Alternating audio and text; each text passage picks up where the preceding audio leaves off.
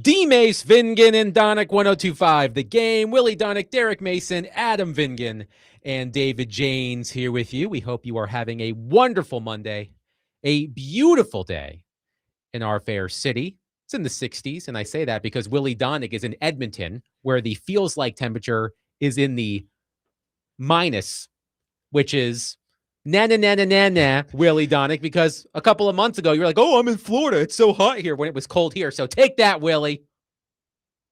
The shoe is on the other foot, isn't it? Willie will eventually be back in Nashville, but the Predators have one more game on their road trip tomorrow against the Oilers. So we will have Willie Donick back in the studio. Yes. Yes. That road trip's going not too bad, is it? No, it's not. We'll see if the Predators can end it on a winning note tomorrow evening. But of course, we have to start like this, guys. Ladies, gentlemen, we did it. We made it through another Titans season. It's over. You can have your Sundays back. The Tennessee Titans season ended yesterday in a 41-7 blowout loss to the Jacksonville Jaguars. And I'll admit, guys, from the moment it was announced on the broadcast that Cam Ward was done for the day, I stopped paying attention. I wasn't going to watch Brandon Allen play a meaningless regular season game when I could think of 100 other things I'd rather be doing. The game was still on, but I wasn't really paying attention. And the score, it doesn't matter. The season's over. But the news of the day yesterday was Cam Ward, a portrait of durability. We talked about it at the end of last week. He had started every game, played every snap. And at the end of the Titans' lone scoring drive in the first quarter, Cam Ward suffers a right shoulder injury that sidelines him, for the remainder of the game. Now, it was reported yesterday, first by Jeff Howe of The Athletic, that Cam Ward suffered a grade 3 sprain of his AC joint, which is bad. That's bad. But reports today indicate that although Cam Ward did suffer a sprained AC joint, doctors do not believe he needs to undergo surgery, which is a positive development. Cam Ward spoke to reporters today, asked if he needed surgery. He said, quote, I don't know that for sure. I don't think that's the case right now. So I think we were all holding our breath at the end of the game yesterday, because if he had to undergo shoulder surgery, Derek, that would have kept him really sidelined for about 3-4 months before he maybe even longer, before he can start doing anything, right? Like, rotating the shoulder and anything else. I've dealt with a shoulder, injury, broken scapula. It was a grade 3 strain on a joint. That it took up about 3, because I didn't have surgery. I waited till after the season to have surgery. I just continued to play with it. But it took me from the time I had surgery, it was about 3 to 4 months before I could really get back to lifting weights. And I'm not a quarterback. So it's going to take some time. Thankfully, he didn't have to have surgery. This is why, just because you're the first to report it doesn't mean it's always right. You got everybody up in an uproar because you say it's a grade 3, not you, Adam, but I'm saying that the reports that, it's a grade 3 strain. It's like, who in the hell told y'all that? Are you speculating that's what it is? Because nobody knew exactly what it was. And now it's been downgraded to, him hopefully not having to have surgery. So, I mean, it's fortunate for the Titans that he can go into the offseason and hopefully rehab and get to a point where sooner rather than later that he can start throwing again. But, I mean, it's a part of football. It happens. Unfortunately for the Titans, it happened in the last game of the season when he had gotten beaten up, for 16 games. And on the 17th game, 18th week, he gets hurt on what is truly a routine play.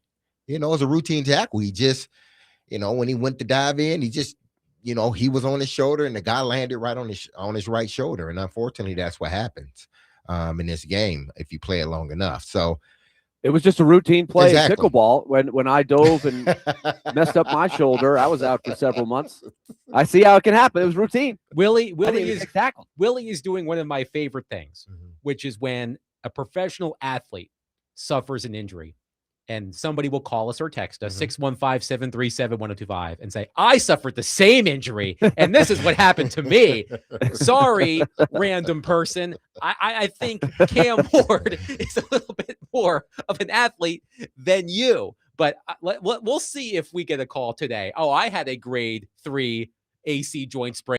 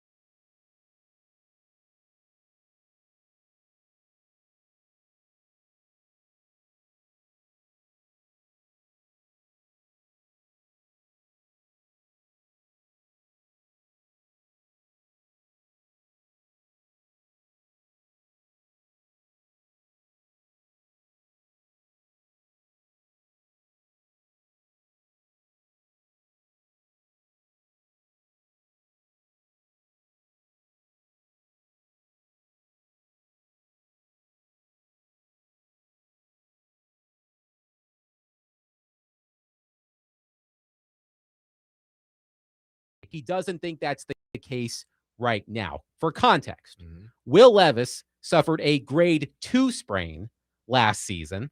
Anthony Richardson also suffered a grade 3 sprain in his rookie season against the Titans and underwent season-ending shoulder surgery later that month. So, Willie, it appears that the worst case scenario has been avoided for the Titans with Cam Ward's injury.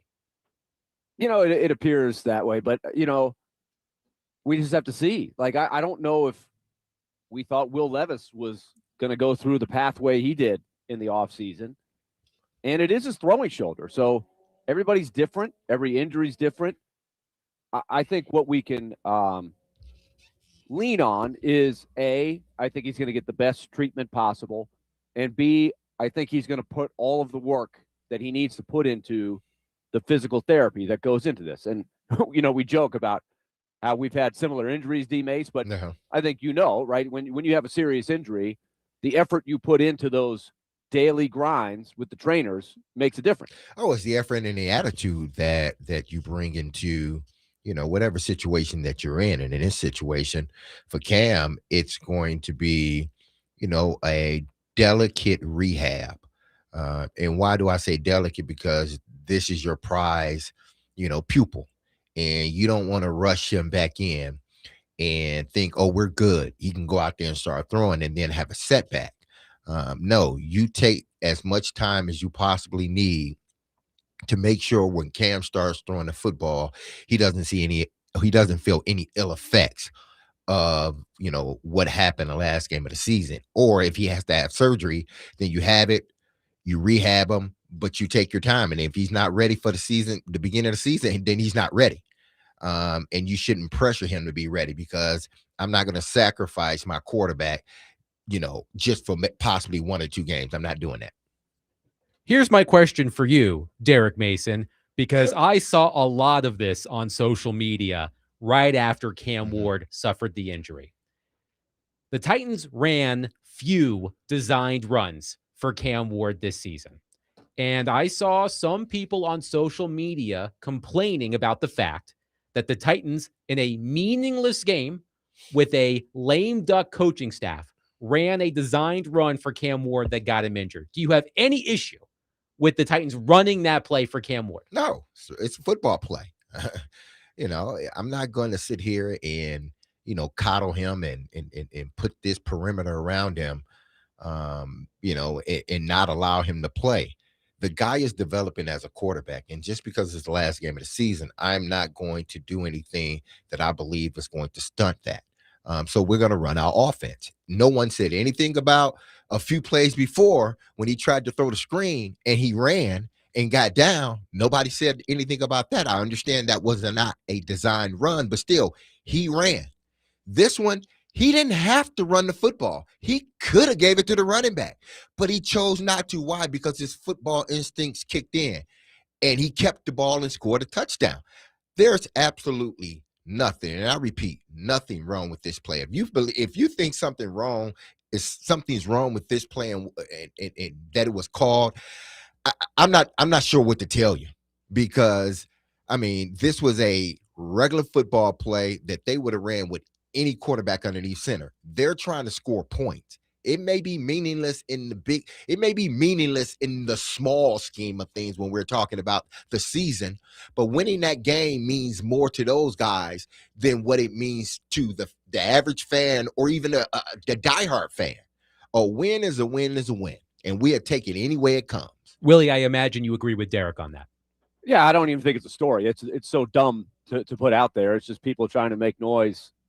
Why it makes no sense to me. It's just you play. We've been trying to get Cam Ward to run more during the year. He needs to run smart and effectively. That was a smart, effective run. He got hurt. That's football. Jared from Spring Hill on our text line, driven by WilsonCountyHunting.com, says, what can't Ward do? Picking coaches, self-diagnosing injuries, interviewing players, calling plays on 4th down.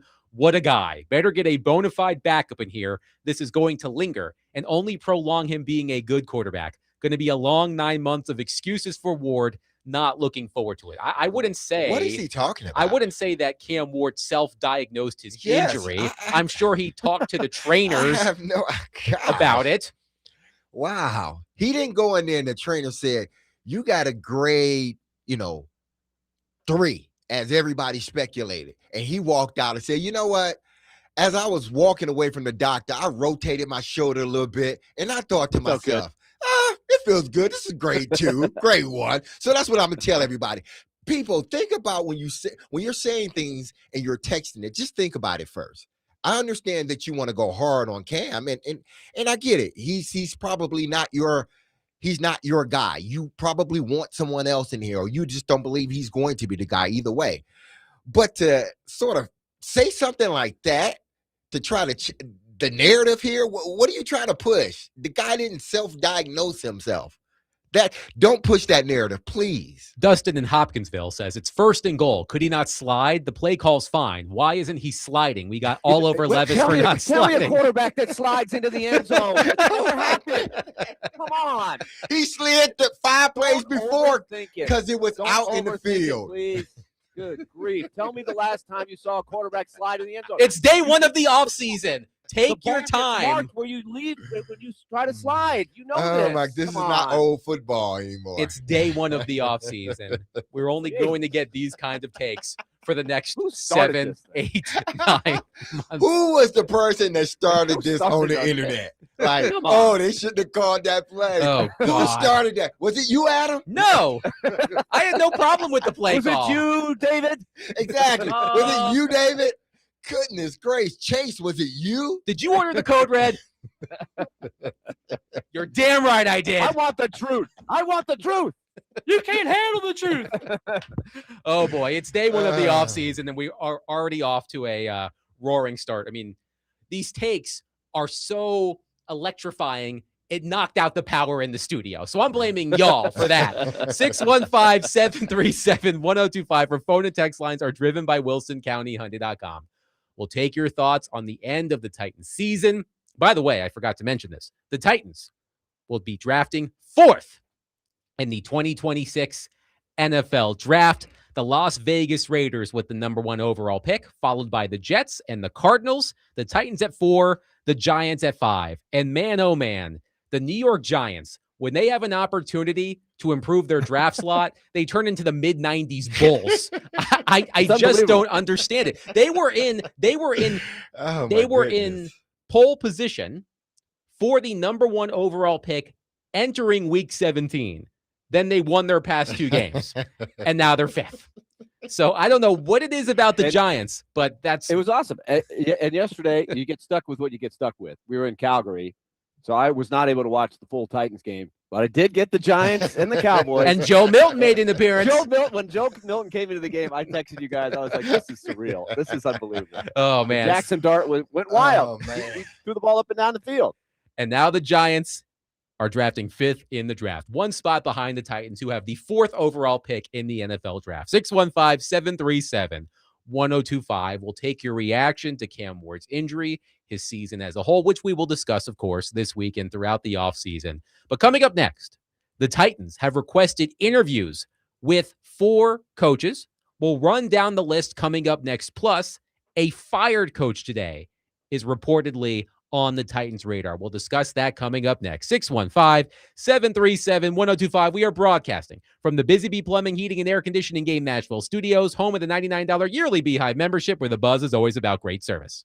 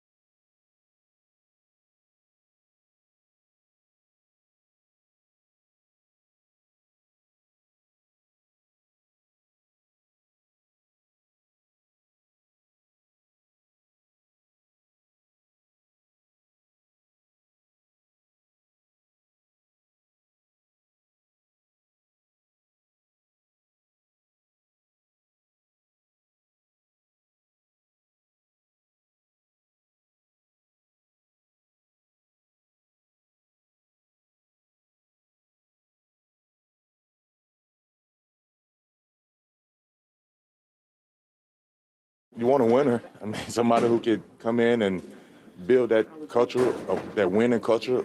That's what I remember my first 3 years. We had a winning culture. We had, a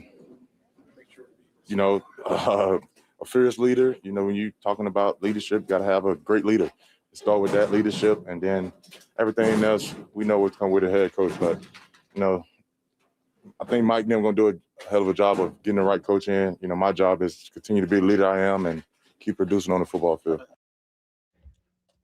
That was Jeffrey Simmons after the Titans season ended yesterday in a 41-7 loss. He was very careful with his words. Oh, yeah? What do you think? Oh, Why do yeah. you think that? Because he was trying to describe Vrabel, but he didn't really want to say his name. He had to stop himself. Exactly. Absolutely. If you didn't pick up on that, We had one, a great guy. His man. name was. Excuse me. Exactly. That is Man. true. That is true. Mm-mm. It's like when you start dating somebody and they're about to mention their ex and they stop themselves. Uh-huh. Yep. That's in the past, man. That in was the fun. past. Let it go. Let it go. Oh, okay. Yeah. Anyway, so the Titans have requested head coaching interviews with 4 candidates thus far. Broncos defensive coordinator Vance Joseph, Colts defensive coordinator Lou Anarumo, Chiefs defensive coordinator Steve Spagnuolo, and Chiefs offensive coordinator Matt Nagy. And we will talk more about the coaching search in the 5 o'clock hour because I do have a question about it as it relates to the news of last week that Mike Borgonzi will be leading the coaching search, as Amy Adams Strunk mentioned in her open letter to Titans fans. But you might have to add another coach to that list. Today, of course, is quote unquote Black Monday in the NFL, and 4 coaches have been fired so far. Raheem Morris in Atlanta, fired after 2 seasons. Pete Carroll in Las Vegas, fired after just 1 season. Jonathan Gannon in Arizona, fired after 3 seasons. I mean, losing that game to the Titans is probably worth being fired over regardless. And Kevin Stefanski in Cleveland, fired after 6 seasons. And Adam Schefter reported within the past 30 minutes that Stefanski is expected to speak with the Falcons, Giants, and Titans about their head coach vacancies. And look, we'll get into the nitty-gritty with all of the coaching candidates. I can't tell you I know a ton about Lou Anarumo, for example, the Colts defensive coordinator. I'm not going to pretend to be an Darn, encyclopedia Because I don't either. about Lou Anarumo. But Derek, just your thoughts on the names that have already been requested by the Titans. Vance Joseph, Lou Anarumo. Let's go one by one. All right. Vance Joseph. Vance Joseph. That's a Rooney. All right. That everybody knows. That's just a Rooney. They have to do it. So Vance Joseph, which is good for him because he gets to sit in front of, not even the owner, but the GM and Brinkert. He gets to sit in front of them and sort of go through the spiel. But who believes that Vance Joseph will get this job? Raise your hand. Absolutely nobody. Nobody. So this is something they were have to hyping do. him up, Derek. Like he's been a head coach. But they're the 1 seed. They've got arguably the best defense in Mhm. football. I Mm-mm. do wonder if he will get a real look from somebody, if it's not the Titans. Like if he can't get it now, like when's he going to get it? I do wonder. Also, when you're like they might be in it for a while, so you have to wait to get him. But this job, now, what may happen is this: is They you talked interview, him out. you They interview, talked about it a lot. yeah, but you interview him, and okay, I believe that it's. I don't think they're going to hire him as their head coach. I just think they have. It's like, okay, we're going to give him this interview. We can sort of, satisfy the Rooney Rule and kind of go from there. But even in that, I think you interview, he may end up being the defensive coordinator. So it's not all bad in a sense, but anyone that believes that, he's coming in here and he has a shot to be the head coach of the Tennessee. No, not this organization. All right. Not where they're at. So Vance Joseph, Lou Anarumo, Colts defensive coordinator. I mean, again, the Colts had a nice run. Their defense is pretty good. We understand why they went in the tank, because they lost the quarterback and they had some more injuries. But again, is he a guy that realistically, is going to, for this team? This team needs somebody like somebody very specific. That's what this team needs. And Lou Anarumo does not have head coaching experience, for what that's worth. And remember the last time the Titans hired an ex-Bengals coordinator? Didn't work out well. It did not work out well. That, of course, being Brian Callahan. I'm kidding mostly. Steve Spagnuolo. No. No. Willie, any thoughts Steve on had Spags? a shot. He's a great defensive coordinator. Great defensive. And again, Except when he was with the Saints. yeah, except when he was. But again, would this be an interview that, okay, we're not really thinking about hiring him as a head coach, but we get him in the building, we start talking to him, maybe he wants to leave Kansas City and we can hire him. I don't know if that's, I don't know if they can do that per rules. I don't know if there's a rule saying you can't do that or you can. But would he be someone that, because they may be looking for a new defensive coordinator too? Steve Spagnuolo has not been a full-time head coach since 2011 Giants, right? with the St. Louis Rams. He was Rams? He was an interim coach for the Giants in 2017, but in 3 years with the Rams, Willie, Steve Spagnuolo, 11-41 as head coach of the St. Louis Rams. That sounds great. What's wrong with 11-41? We know why he would get the job, right? Yes.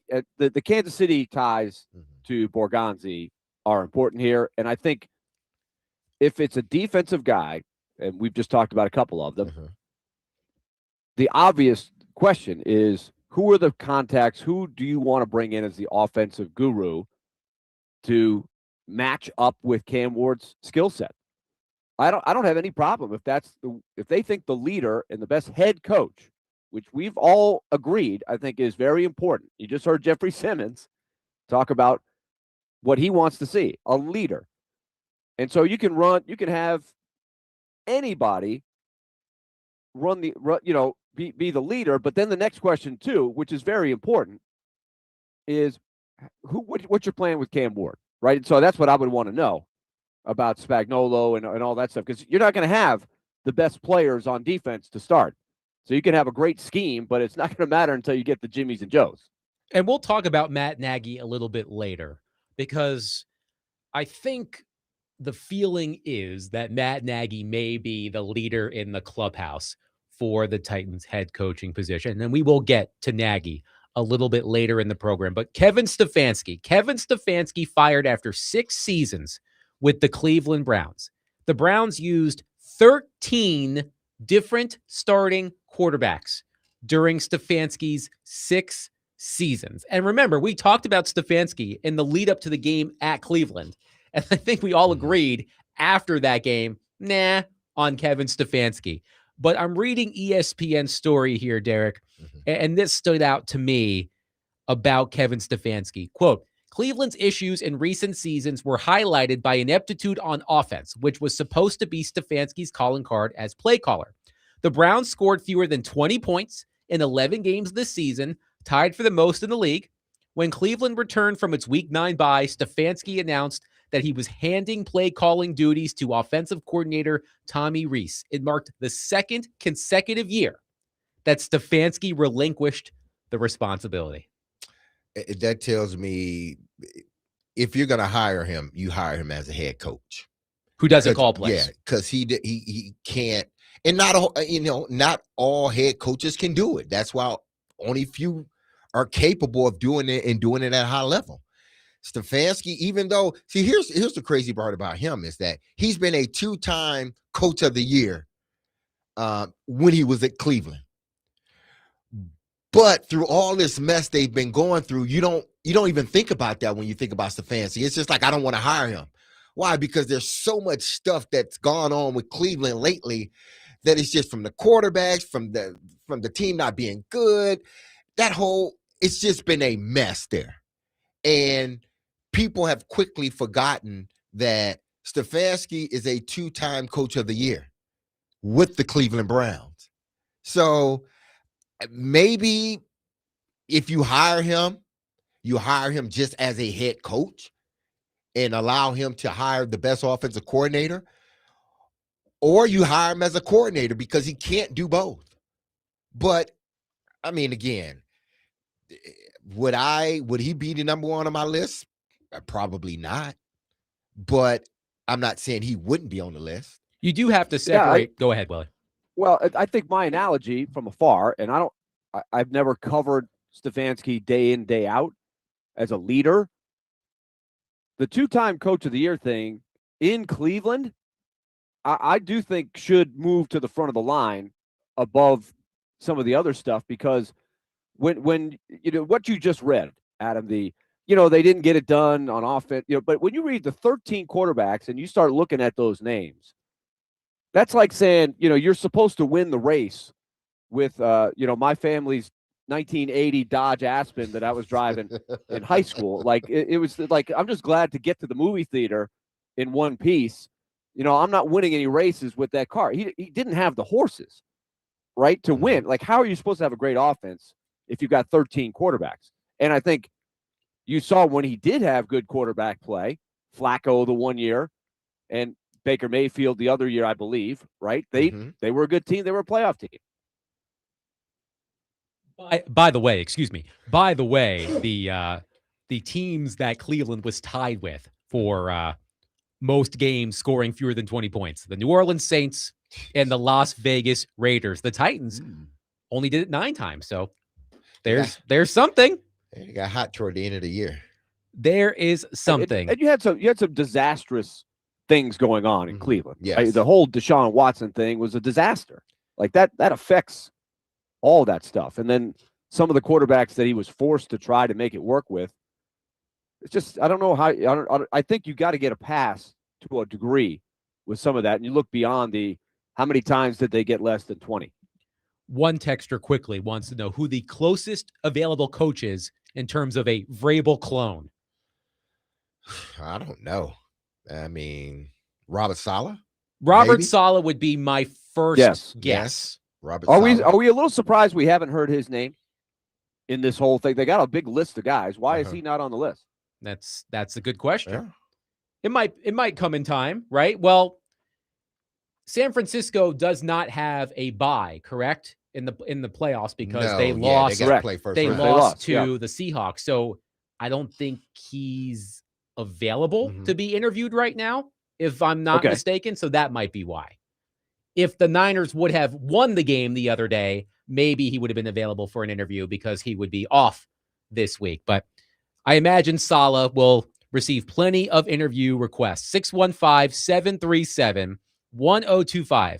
The Tennessee Titans have requested head coaching interviews with Broncos DC Vance Joseph, Colts DC Lou Anarumo, Chiefs DC Steve Spagnuolo, and Chiefs OC Matt Nagy. Adam Schefter reporting that Kevin Stefanski is expected to speak with the Falcons, Giants, and Titans about their head coaching vacancies after being fired by the Cleveland Browns. 615-737-1025. We'll continue to take your reaction. But coming up next, Teron Davenport, ESPN NFL Nation Titans reporter, will join us. He was in the Titans locker room today as the players addressed reporters for the final time this season. We'll get his thoughts on everything that went down yesterday and today and what's going to happen in the future. That's coming up next with Teron Davenport. 615-737-1025. Willie Darnick, Derek Mason, Adam Vingan, 1025 The Game.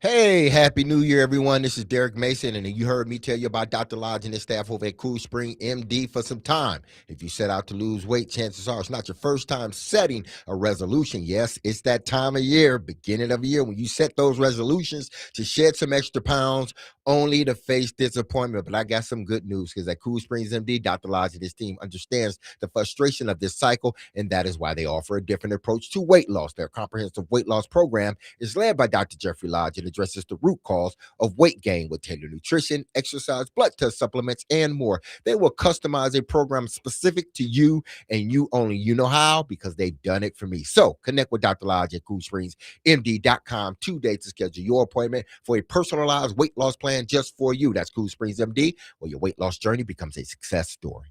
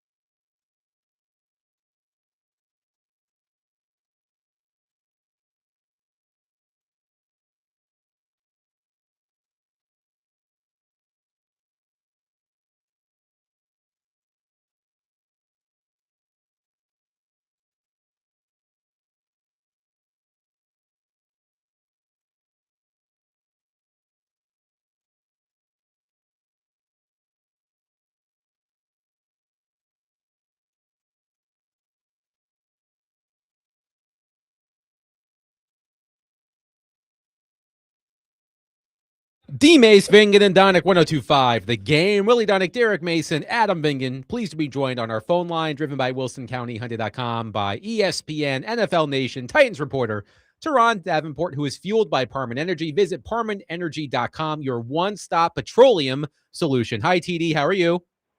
Hey, good afternoon. How are you guys doing? We're doing well. Thank you.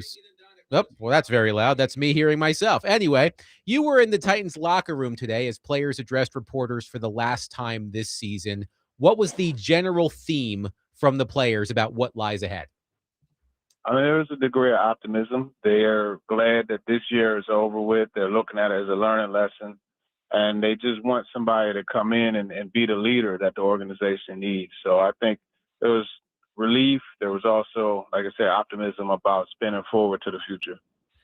Teron, it's been reported that the Titans have requested head coaching interviews with 4 candidates thus far: Vance Joseph, Lou Anarumo, Steve Spagnuolo, and Matt Nagy. And again, there is a limit to which coaches can be made available for interviews based on the playoffs and such. But just your general thoughts on the first 4 candidates reportedly to be interviewed for this job. Yeah, I really like the Vance Joseph one. I think he's a guy that in Denver, I mean, they are doing crazy things on defense. So that's pretty cool to see. And I think we also look at, just the way everything has been just from a leadership perspective. He's a guy that was well respected when he was the head coach there. So that'll be a good one for the Titans. Matt Nagy obviously has the ties to Mike Borgonzi and also the common thread of having worked with Patrick Mahomes. And that's a guy that a lot of people stylistically compare Cam Ward to, so you got to like that as well. Teron Davenport, ESPN NFL Nation Titans reporter, is with us. And Teron, on the Nagy front, last week we learned that Mike Borgonzi will be leading the coaching search, and this is something we are going to discuss later in the program, but since you're with us now, I would love your opinion. Now that we know that Borgonzi is leading the coaching search, should we move certain candidates, such as Nagy, Steve Spagnuolo mentioned as well, even someone like Mike Kafka, for example? Should we move those candidates with ties to Borgonzi up the list since he's leading the coaching search? I think you should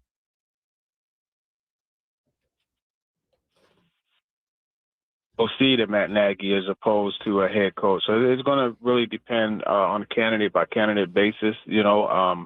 I don't know for sure that Spagnuolo becomes more of, because we don't know the relationship that Mike Borgonzi has with them. Okay, they could have been in the same building, obviously, but you don't know what that degree of relationship is. So that is something to consider. So I don't know for sure whether you boost up Matt Nagy or Spagnuolo, to be honest with you, but they're ones that I would keep an eye on. Now, TD, what do you think the Titans are going to do moving forward with some of these guys? I know there may be a high turnover, but with guys like Calvin Ridley, the L'Jarius Sneed, guys that are either have a few more years left on their deal, or guys like Chigakonkwo who's entering free agency. What do you think they do with those guys? Number that they have with Chig that they're not going to go over. But when you look at Ridley and you look at Sneed, I think it's very unlikely that those guys are back, to be honest with you. And it's just a couple of situations where, things just kind of ran their course. Obviously, Sneed the experience here has been, much less successful than Ridley's. Ridley he saw a productive season, but those guys will probably not be back. But when you look at guys like Jihad Ward, I mean, he's someone you have to bring back. Arden Key, I thought, was interesting in the locker room. He said that, he believes that they want him back and he wants to be back. And he talked about working in the community and then also buying a house here. But then he also said, well, I'm going to be on a different team. And so a little bit later in that presser. So who knows what's going to happen there also. Now, how do you think they approach the offense, more in particular the wide receiver room? Because listen, those rookies came in and they were asked to play more than I think they probably thought they were going to play. It was good. They developed. But what do you think the Titans think about that receiver room? Do you think they go early in the draft, or do they believe enough in Elliott that he can come back in the second year where they don't have to use a first-round pick on a top-flight receiver? Well, I think you got to look at factors of free agency, Alec Pierce, Romeo Dobbs, even Wan'Dale Robinson. You got to look at that, but then you also got to look at who's available when they draft. It looks like, all the top receivers will be available, Jordan Tyson, Carnell Tate, etc. But I think when you look at the Carnell Tate versus the second or third rated pass rusher, like that's something else you got to look at. Like, how does he compare value wise to Arvell Reese? How does he how does he compare value wise to Ruben Bain, who really is, I believe Bain has kind of acquitted himself, in this playoff format, because he's been a dominant player. And I know the short arms, whatever, but I mean, short arms are one thing, but if you can get your hands on the other guy first, that's a different story. So we'll see. But to answer your question, I think they're going to add somebody that will come in and lead. I think they're going to add a veteran. And then you also got to remember Bryce Oliver is still a guy that is a restricted free agent, if I'm not mistaken. And I wouldn't be opposed to bringing back Van Jefferson if I was them as well. Just I'm talking about on a supportive role, not as the guy. Teron Davenport is with us. Teron, you had a couple of really good nuggets from the locker room. I want to ask you about J.C. Latham and your conversation with him about his process coming back from the hip injury, which really set him back early in the season, and he was playing catch-up for a while. He's such a critical player long-term. What did you find out about how that affected his entire season? Yeah, well, it was something that lingered, and it was something that he just played through, and he said that he probably should have taken a little bit longer to come back, but he felt guilty. If he was able to play at any stretch, he felt that he owed it to his guys to do that and not be selfish and focus on himself to not play and take time to recover. So I thought that was interesting. But, the thing with him and the thing with Peter Skoronski and even Lloyd Cushenberry, those guys want to run the football. And even Cam Ward said it. So I thought, out of that conversation, that was the best part, was just how much they are focused on continuity as far as the run game is concerned. So, Teron, another thing that I thought was noteworthy was Jeffrey Simmons telling the media that T'Vondre Sweat is going to come down and work with him in the offseason, and it's not an option. That, to me, is a big, big thing. Like, they need T'Vondre Sweat to come back. If you look at Sweat and Latham before the season, I think those were two of the prospects that on a team that desperately needs prospects with a high ceiling that didn't take a big step for a number of reasons, right? Injuries being first and foremost early on that kind of set them behind. But this could be a huge offseason for Sweat. I think it's a good move, and hopefully Jeffrey Simmons can bring out the best in him. Yeah, well, you mentioned that. I talked to Sweat on Thursday, and we just kind of sat at his locker and just had a conversation. He told me how much more personal this off season is for him. He said that he was going to work with Jeff, and I was like, man, you told me that last year, and he was like, no, this year it's happening. So that's something to consider. And he did say he's going to work on the weight. He said he's going to work on the weight change, and then in addition to that, he's going to work on just getting his body right. So these are all things that, Jeffrey Simmons is the perfect guy to work with for that, because we saw what he did. And the thing that's really good with all this is the results showed. So when I took it to Jeff and I said to him, how critical is it for you to take on that role of making other players better, a la T'Vondre Sweat? And he said that, the thing is, it's not an option. He's working with me. And that's when that comment came out. And I think that's really good. And Jeff talked about the diet stuff that he did. And he talked about, the body overhaul that he did. And that's something that, man, if Sweat could do that, that's going to be something. And just another nugget on T'Vondre Sweat. I talked to him at the Senior Bowl years ago when he was coming out. And one of the things he told me, because I kept asking him, like, why don't you use the bull rush more? And he said he doesn't because he gets bored with it. And I'm like, that's a great move and is almost unstoppable. And he said, well, he's worked since then. He's worked since then to be able to develop other pass rush moves. And that's what he's looking to do so that he could counter it. So that's something else. You're just seeing an expansion, a desire to expand his game. I want to ask you about your thoughts on what the best match for Cam Ward is, regardless of the head coach, whether the head coach is a defensive-minded person that's the best leader, or even a guy that wasn't a coordinator, right? We know that sometimes the best head coaches don't necessarily have to have been a coordinator, but they still have to answer what is the best match for Cam Ward. Do you think philosophically Mike Borgonzi sees the offense they have been running as the right fit for him? Or do you think maybe somebody with a little more of a creative mind could run something different and get more out of him? I think what he sees, that he saw them run the latter part. Talking about from the Jaguars, the first Jaguars game on is what he would believe and what most people would believe is the right thing. Have an established, effective run game and play off of that. And when you have the run game like that, you could play action and take those shots down the field and do those things that Cam Ward likes to do, throw those crossers and the daggers and those different things off of play action. So that's the ideal situation. That's why, honestly, I really like Arthur Smith as a candidate. I know that's not a name that a lot of people, are going to throw a party about, but I think he could come in and he could work that offense similar to the way that they did with Ryan Tannehill, and then they'll just have to get their A.J. Brown a la Jeremy Bernard in the second round from Alabama. But, get their type of player that's a rugged play action, yards after catch guy, and I think they'll be all right. Teron Davenport has been our guest on D-Mace. Vingan and Donick. He joins us every Monday, and he is fueled by Parman Energy. Visit ParmanEnergy.com, your one-stop petroleum solution. TD, great stuff as always. We'll catch up next week. All right, appreciate it, man. You guys take it easy. Yep. You too, TD. Quickly, let's go back to something that Willie asked Teron during our interview. T'Vondre Sweat. T'Vondre Sweat is going to train with Jeffrey Simmons this offseason. Jeffrey Simmons said he did not give T'Vondre Sweat the option. He's coming whether he likes it or not.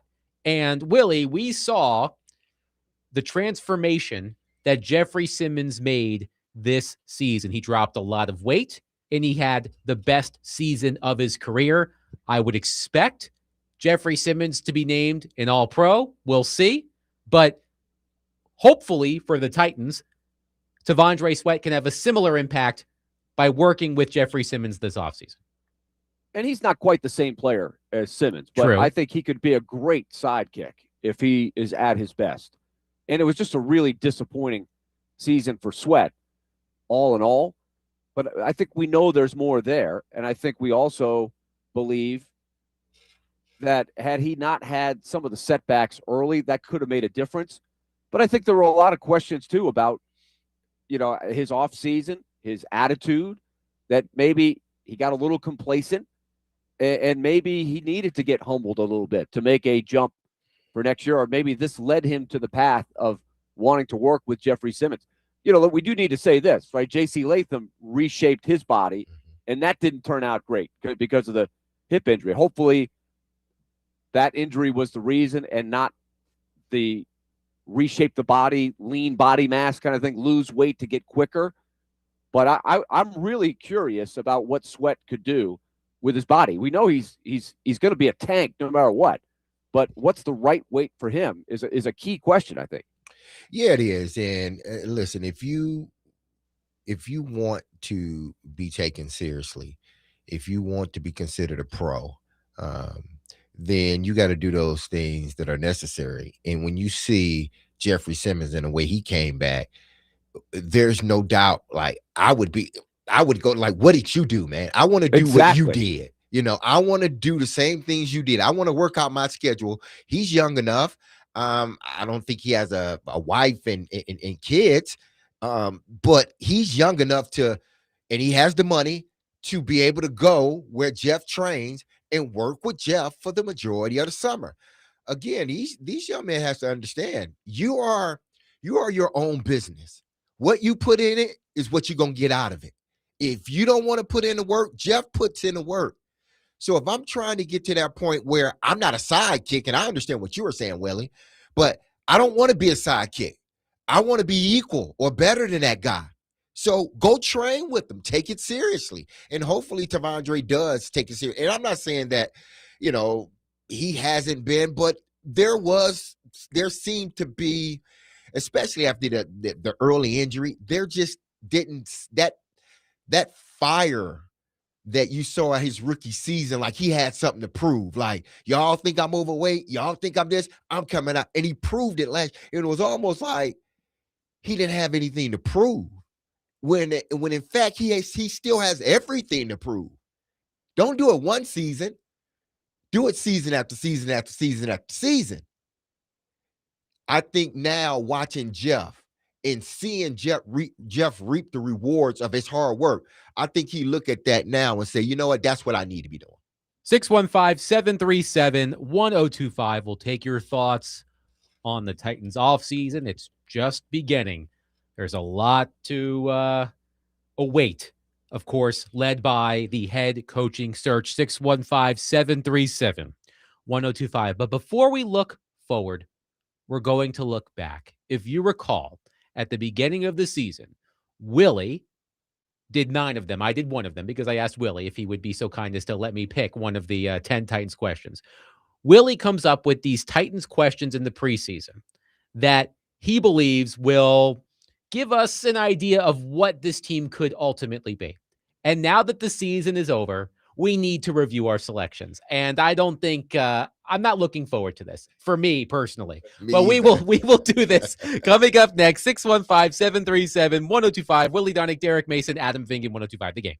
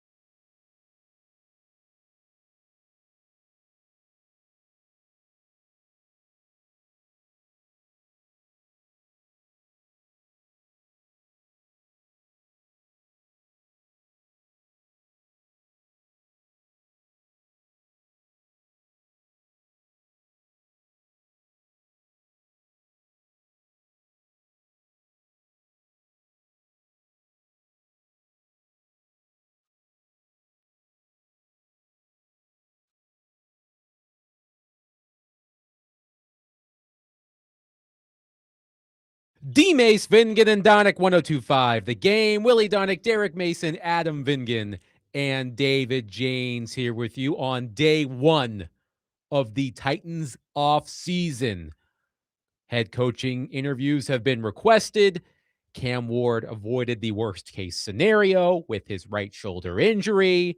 And we are going to spend a lot of time looking forward. But for just a moment, we are going to look back. So before the season, Willie came up with 10 Titans questions that he thought would determine how successful the team would ultimately be. Well, he came up with 9 because he was kind enough to let me do one. But now that the season is over, it is time to review our responses, and I'm a little petrified. So, Willie, how did we do? Well, let's go back. And as you mentioned briefly right before the end of the last segment, we don't just make these questions up on a whimsical kind of theme. We take all of the things that we talk about during training camp that we think are the key things that everybody was honing in on during all these practices where you're trying to figure out, can these guys be any good? How good is Cam Ward? How's it going to work out for Brian Callahan? All of these things. And we shape the questions that way. Whereas if the questions go a certain way, that's going to lead to maybe the team maxing out the best version of themselves. And if it doesn't, we know what happens. And so you can get an idea how these questions are going to turn out. So here's what we have. The first one had to do with the offensive line, because we know the year before with Will Levis quarterbacking in particular, it was a disaster in terms of how many sacks they gave up. And so we looked at what was reasonable in terms of the league average and saying, look, they're probably not going to be league average. That would be a huge leap. So what's realistic? We picked over or under 42.5 sacks allowed for the offensive line / quarterback. Because as we have studied, the Sean Payton theory of sacks are a quarterback stat, not an offensive line stat. But let's just accept that it's a combination of both. So I said over, Adam said over, D-May said over. We did not have faith that they could cut that many off, and they didn't. So they ended up with 56 sacks allowed, 55 with Cam Ward behind center, and 1 by Brandon Allen. Now, the previous year, they gave up what? It was higher than what it was this season. The previous season, they gave up like 670. Was it 60? 52. Was it 52? So they gave up Yeah. less last year than they did this year. Yeah, it's pretty close to the same amount. 56 this year, 52 last year. But it seemed like they got better toward the end of the season. That's what I would agree with that. That's why I thought I think they got much better. That's why I thought last season was much higher because of how that team looked even toward the end. This team didn't look like they were giving up more sacks than the team was last season. I would agree with that sentiment that the offensive line appeared to improve over the course of the season. Mhm. For the entire season, the Tennessee Titans offensive line finished 25th out of 32 in Pro Football Focus's offensive line pass blocking efficiency rating. Now, that's for the entire season.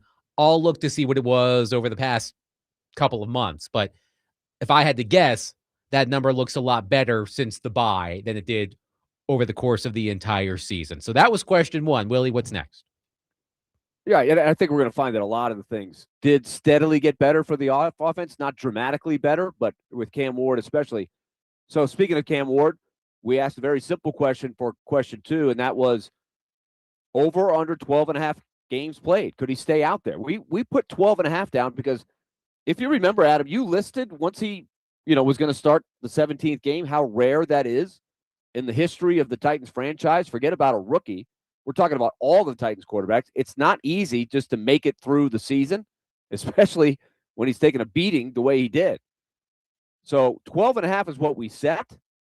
And obviously he shattered that. I was the only one who thought he may not last. I said under.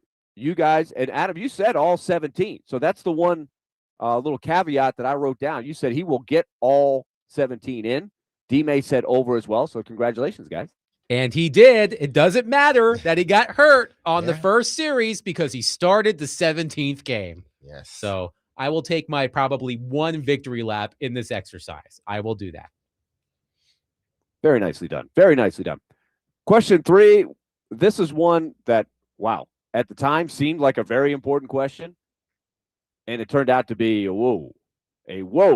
Calvin Ridley, over or under 1,100 yards receiving. Ooh, goodness. We all said over, Oops. thinking Yes. that he would just simply be targeted so many times. I think that was at least my theory, and I think you guys Yeah. agreed that he was going to be the focal point. He may not be the best receiver out there, but because he's going to clearly be the best that they have, they'll throw it his way a bunch, and he would get 1,100, which is not that high of a number, really, if you get targeted 100, 120 times. But as we know, it didn't go well from the start, and then he got hurt. So that one was not even close. Yeah, unfortunately for him. And we may have seen the last of Calvin Ridley in a Titans uniform. I'm fairly certain of that. I Yeah. don't expect Calvin Ridley Yeah. to be back. What's next, Willie? Question number 4. This is an interesting one. Most combined receiving yards. Oh, We wondered whether they would go with the youth movement. And so we had 2 groups that we could choose from. Would the youth overtake the veteran placeholders that they had? We took Ridley out of the mix. So we had Group A was the young group of the 3 fourth-round picks, DK, Io Manor, Helm, and we threw in Bryce Oliver, who turned out to be a non-factor. He had 8 yards receiving and 1 catch. And then we had the veteran placeholders, Lockett, Van Jefferson, and Chigakonkwo. mhm. You guys both went with the veteran placeholders, but it was interesting how it developed, and it went this way pretty early. The 3 youngsters, the 4th-round picks, all rookies, DK 423, Io Manor 515, and Gunnar Helm 357 as the tight end. Then you add the 8 yards from Bryce Oliver, 1,303 yards, if I did the math right. And then the veteran placeholders, Lockett had only 70 yards, and we know what happened there. He was just complete zero. Van Jefferson, 350, which is about what I thought. That's probably more than a lot of us thought that he would actually get. And then Chig had 560 yards, which led the team, but that adds up to 980. So hats off to the rookies, right? That's, I think, a positive in the Titans quarter that these 3 guys got their feet wet. They played a lot, and they had a reasonable amount of production as rookies. For what it's worth, the Titans put this out earlier. Mhm. DK and Io Manor are the 3rd rookie wide receiver duo with 40 receptions, 400 receiving yards, and 4 receiving touchdowns each in a season in NFL history. Now, who knows what DK and Io Manor will ultimately become? I don't think either of them are number 1 caliber wide receivers, but DK, of course, had a huge impact on special teams. He's a Pro Bowler as a specialist. Io Manor, as Derek said last week, needs to get that dog in him a little bit, but it is encouraging that they seem to have found 2 young receivers who can make at least a solid impact, a solid contribution to the team. They are part of building blocks. That's what they are. They're not the foundation. They're bricks. And you were forced to use those bricks because the ones that you had, they were not good. And you had to go to the young guys. And I don't think the Titans expected to use these 3 guys as much as they had to do. Because when you're using your rookies like that, either a lot of times it's usually you're doing bad, so they got to play, or it's an injury and they got to play. But the silver lining is, okay, now we see what they are capable of doing. Do you have any bona fide flat out number 1s? Probably not. But as I said about Elliott, and it was one play yesterday, it was a prime example. He just got bullied out of bounds on a go route. That's when you have to transform your body and become much stronger and play the size that you are and not shrink yourself. So if he comes back with that mentality, that body shaping transformation, then they may look at him as a pseudo number 1 but they probably would, want a top flight. But they can, if something happens, they can live with having DK Ehrlich as their number one. But I mean, this rookie class, I think, is promising.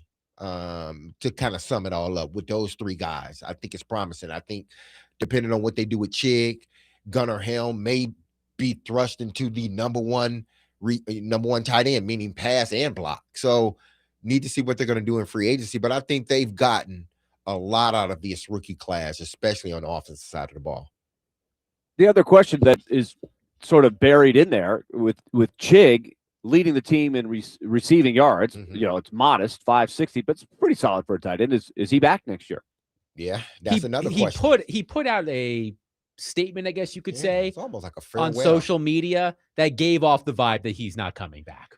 Yeah, it was But he's almost not like coming a back. farewell sort of. It was like, thanks for the 4 great years in Tennessee. Love y'all, yada, yada, yada.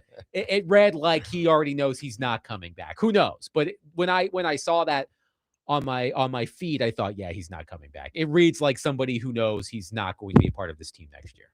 And the crazy part about it is that he did it yesterday, right? Yes. He did it prior to exit interviews. Like, what if in exit interviews they say, hey, we want you back. We want to sign you. We're going to do what we need to do to sign you. But do you think that means they've already had that conversation, or the agent? There's a possibility. already gotten a feel? You're right. There's a possibility that that's the feel they're getting from the Tennessee Titans. Because I'm sure his contract came up, like renegotiations toward like the latter part of the season. I'm sure it would have had to. He's a free agent. So what are you thinking about my guy? Do you think he's a guy that you want back on your team? So they're filling him out, and probably, like you said, they ain't filling back. So you got to move on. Gunnar Helm had a solid rookie season, and maybe the Titans feel that, as Teron Davenport told us just now, that they've got a number in mind for Chikakonkwo, and if he is unwilling to take it, they'll just move on and focus on Gunnar Helm, I guess. But I liked what I saw from Gunnar Helm. Again, I don't know what his ultimate ceiling is, but the guy catches nearly everything that's thrown to him. So that's good, but we'll see. Willie, how else did we do? Okay. By the way, I'm going to just emphasize that I was the only one that got that right with the youngsters. So I had faith in the youth. My faith in the youth. Availability was the key for this next one. We had a creative question. L'Jarius Sneed and Tyjae Spears. Two guys notorious for missing time with injury. And we asked the question, how often would they be on the field? We figured if they did, that would help the team do well. And we set the over-under at 17.5. Combined. Well, as it turned out, combined. It had to be the two of them combined. And we knew that Tyjae Spears off the start was going to miss the first 4 games because he was on injured reserve. So we knew that at the time. So that factored in to the 17.5. So here's the verdict. L'Jarius Sneed lasted 7 games, and the L'Jarius Sneed saga, oh boy, do we even need to go down that road? Not really. And then Tyjae Spears, once he got back in there, he played all 13 games. So he stayed healthy after the high ankle sprain in, I think it was the first preseason game. If it wasn't the first, it was the second. I said under. You guys correctly said over because the total was 20. Nice job, guys. You had faith. Hey, there we go. I think I have more faith in Tyjae Spears than L'Jarius Sneed. But you knew the max for Spears was going to be 13, which he got, and that was the key because Sneed he barely got the 7 in there. Gosh. I did chuckle when I saw this post from Paul Kaharski from Locker Cleanout Day. Quote, L'Jarius Sneed was in locker room. Said he'd be back for us to talk. Disappeared.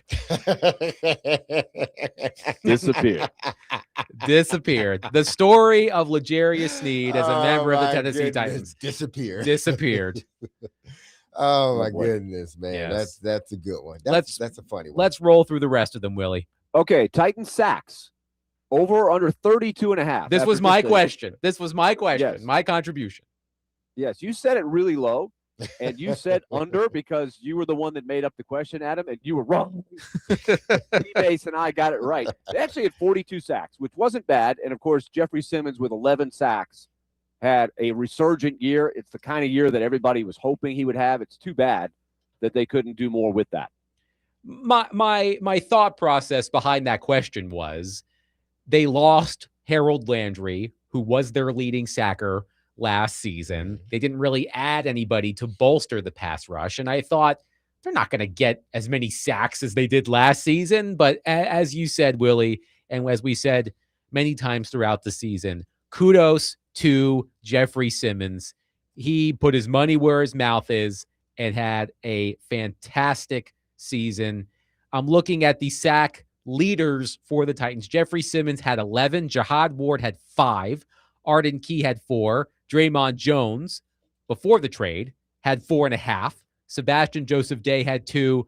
Devondre Sweat had 2. Jalen Harrell had 4.5 somehow.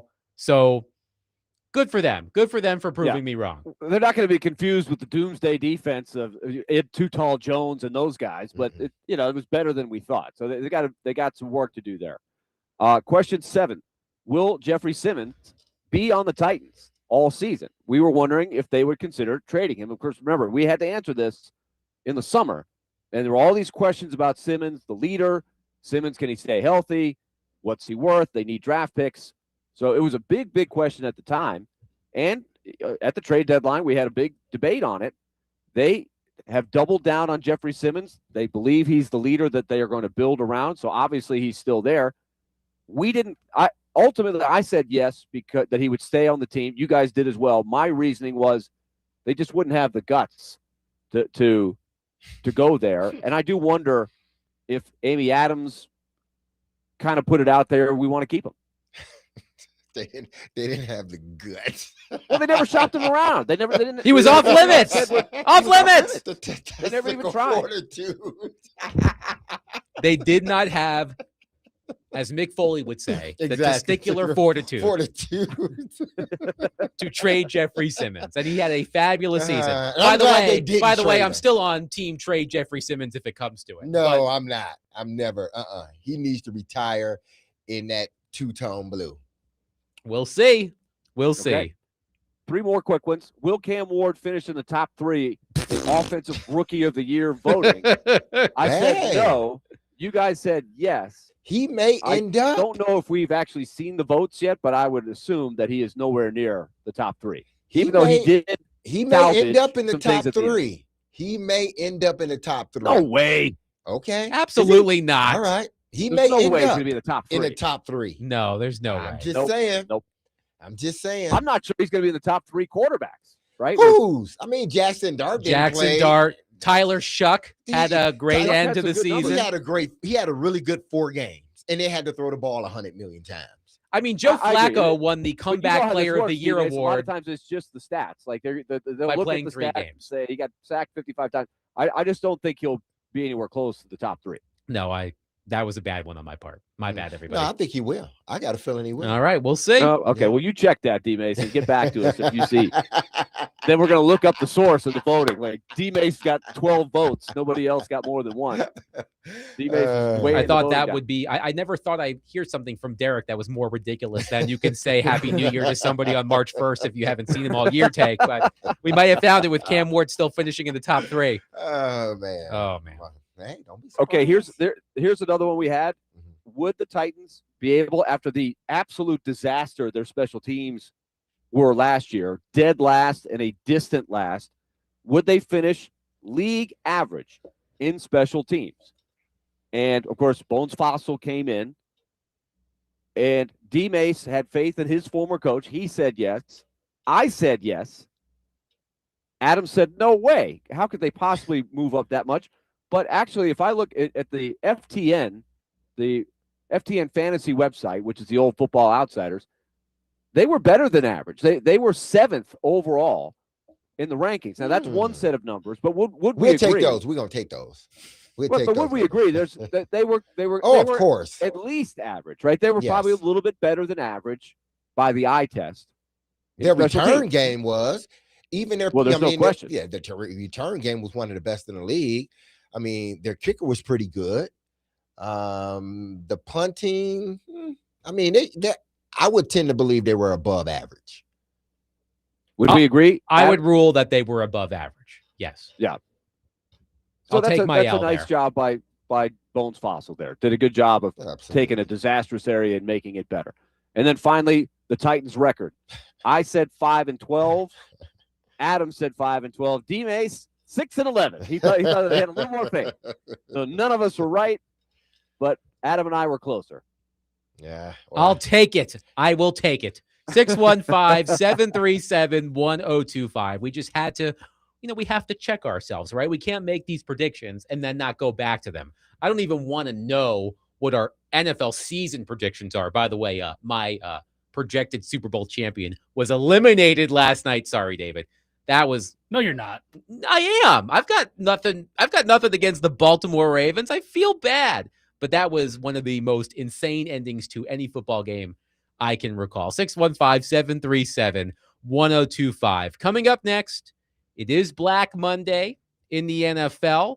4 coaches have been fired around the league, and one of them will reportedly interview with the Tennessee Titans. We mentioned Kevin Stefanski, but another one of the coaches fired today will reportedly interview with the Tennessee Titans. We'll tell you who coming up next. 615-737-1025. We are broadcasting from the Busy Bee Plumbing, Heating, and Air Conditioning Game Nashville studios, home of the $99 yearly Beehive membership, where the buzz is always about great service.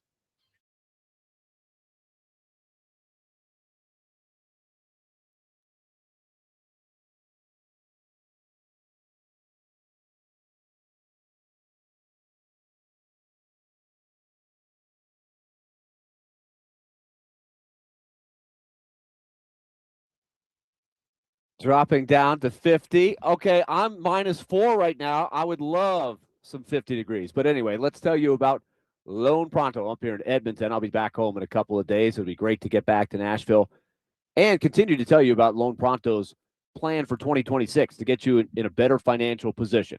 They are delivering much lower mortgage rates. They're going as low as 4.99% fixed APR, the lowest rate in years. So if you've got a higher mortgage rate than that, that ought to send up a signal right now to call Lone Pronto, 615-499-5780 or loanpronto.com.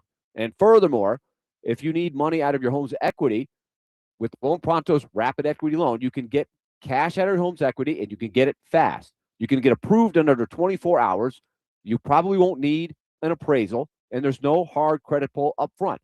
Just call that number and see if you can save thousands of dollars when the whole thing is over with your monthly budget. You can even wipe out a couple of mortgage payments, skip them if you do the deal. 615-499-5780 or loanpronto.com. Equal housing lender, NMLS 1661781, APR for well-qualified buyers. Visit nmlsconsumeraccess.org.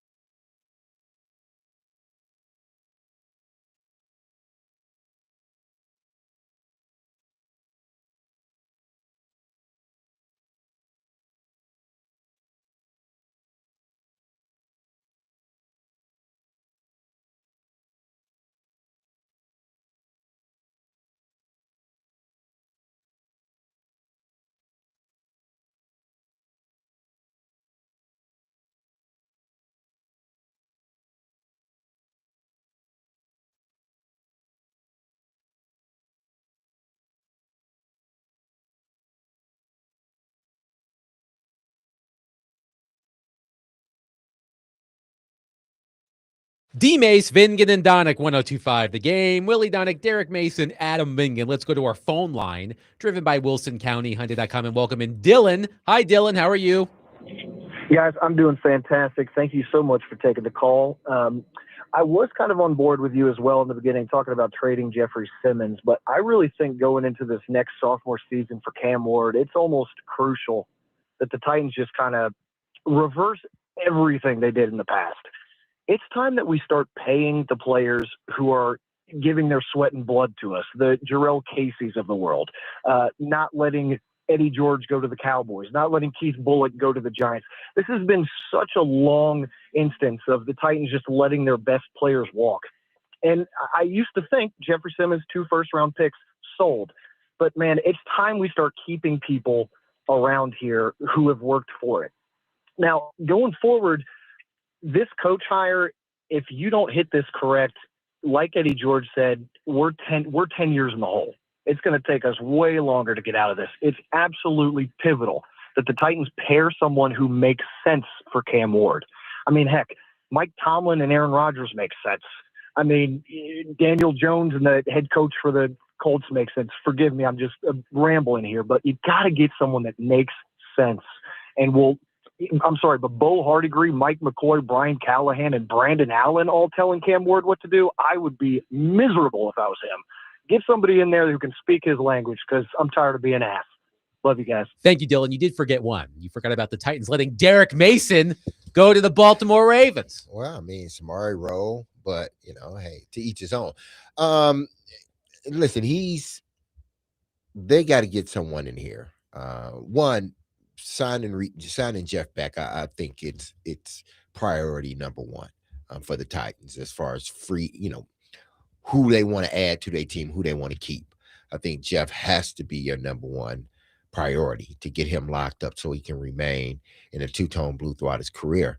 But then, yes, they do have to, because that Callahan hire, that set them back. Those draft picks that didn't hit set them back. It seems like now they're, with the last 2 drafts, they're sort of kind of getting footing to get out of this hole that they're in. It's still muddy and soft, but they got some footing. That's why the next step is going to be the most crucial step, and that is finding a head coach and then picking the right players so they then can have a firm sort of footing on getting this team out of the hole. Because if they don't, I mean, Eddie was right. It's just going to continue to push them further and further back behind not just the AFC. I'm just talking about AFC South. Speaking of head coaches, there have been 4 head coaches fired on Black Monday, the first day of the offseason following the conclusion of the regular season.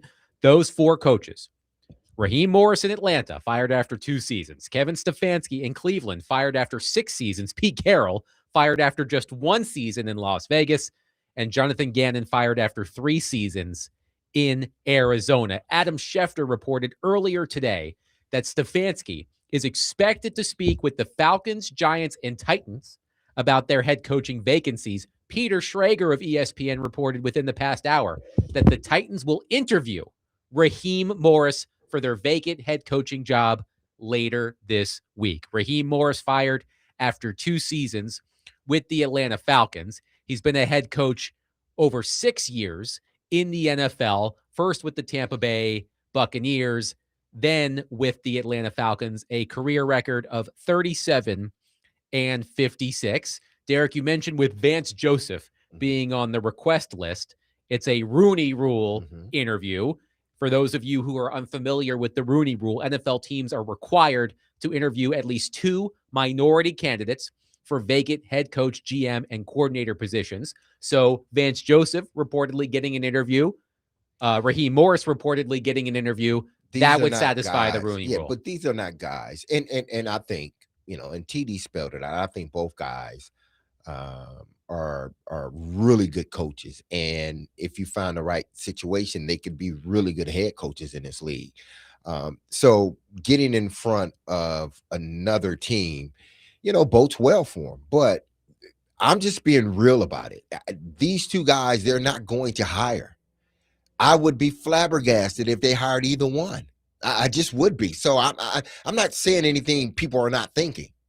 Again, I'm not saying that they're not really good coaches. I think they are. But in this situation, like Vance Joseph, he was Raheem Moore was just in Raheem Atlanta. Morris was in Atlanta. Yes. Yeah, and in That fact, team- he won his last 4 games. Exactly, which that's like never happens. You win your last 4 games, you get fired. What? But even at that, they tasked him to get that team with a young quarterback to the playoffs. And it didn't happen for whatever reason. It didn't happen. And it seems more and more, I'm not sure if they believe Penix is the guy, So again, you want to put him in another situation where another young quarterback? I think some of these guys, even though I know there are only 32 of these jobs, I get it. But just like Ben Johnson did, listen, I'm going to wait till the right situation comes. And every coach ain't like that. Every coach can't wait for the right situation. So I understand that point. But I think Vance Joseph and Raheem Moore are too good of coaches just to take any job. Right. If you're Vance Joseph, Willie, as you said at the top of the show, Vance Joseph, defensive coordinator for the Broncos, the number 1 seed in the AFC, great defense. If you're Vance Joseph, you don't have to rush to take a head coaching job. You've got a pretty damn good job right now. Is it going to be better being the head man in Atlanta or Cleveland or Arizona or Las Vegas or the Giants or here? I don't know. So Vance Joseph, for example, he doesn't have to rush into this. He's got a pretty cushy gig right now. He does, and remember, he was once the head coach of the Broncos. Yes. So he's clearly had a really good run there. I don't know what his family situation is, how much he just loves living in Denver. He's a hero right now. They're the 1 seed. It's everything has gone right for the Broncos. Now, I do think the AFC playoffs, as we look at it, any of the 3 wild cards could end up in the Super Bowl. Would we agree? I think Houston could well be the first opponent for the Broncos. Now, that's not an easy first game, the way Houston's been playing. We know Buffalo is going to bring a lot to the table as a wild card, and the Chargers with Herbert back in there, and they rested some guys. That's a tough out too. So it's a wide open AFC field. But getting back to Joseph, that's something I can't answer, is how badly he just wants another shot as a head coach. Derek, what do you make of the fact? Okay, so the 4 coaches who have been requested for interviews by the Titans so far that we know: Vance Joseph, Lou Anarumo, Steve Spagnuolo, Matt Nagy.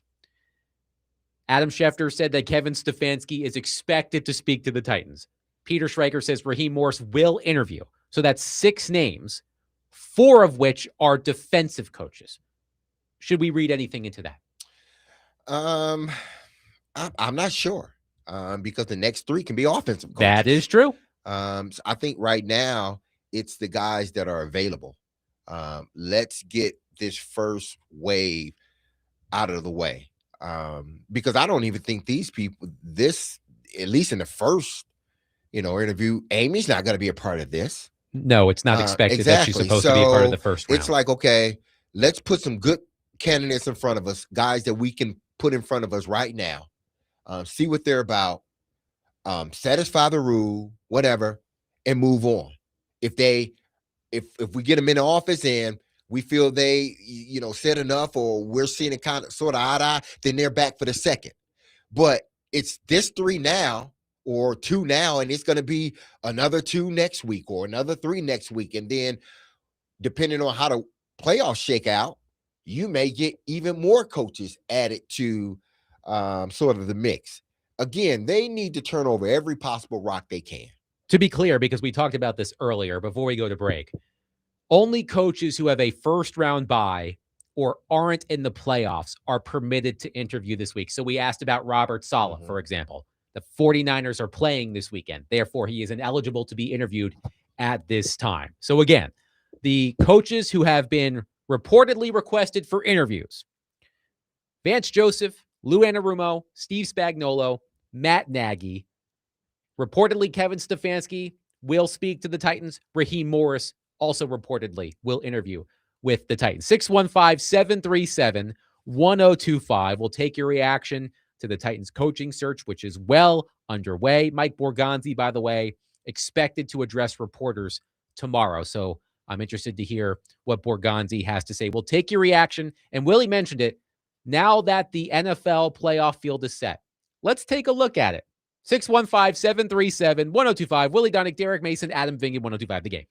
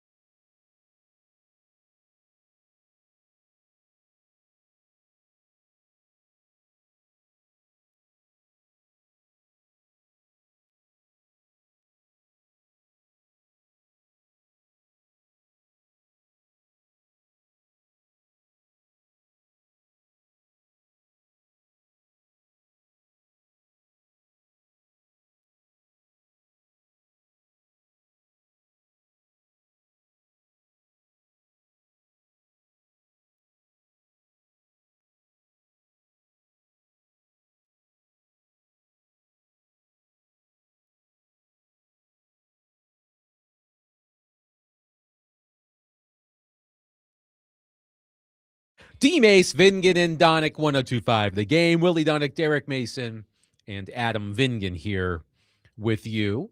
We will get back into the Titans to start the 5 o'clock hour as the head coaching search is well underway.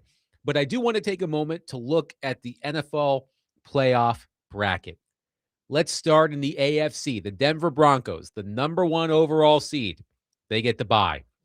The 3 matchups during wild card weekend: Steelers versus Texans after that ridiculous ending to the AFC North winner-take-all matchup with the Ravens last night. So Steelers and Texans, Jaguars and Bills, Patriots and Chargers. Willie, which higher-seeded team is most ripe for an upset in the wild card weekend?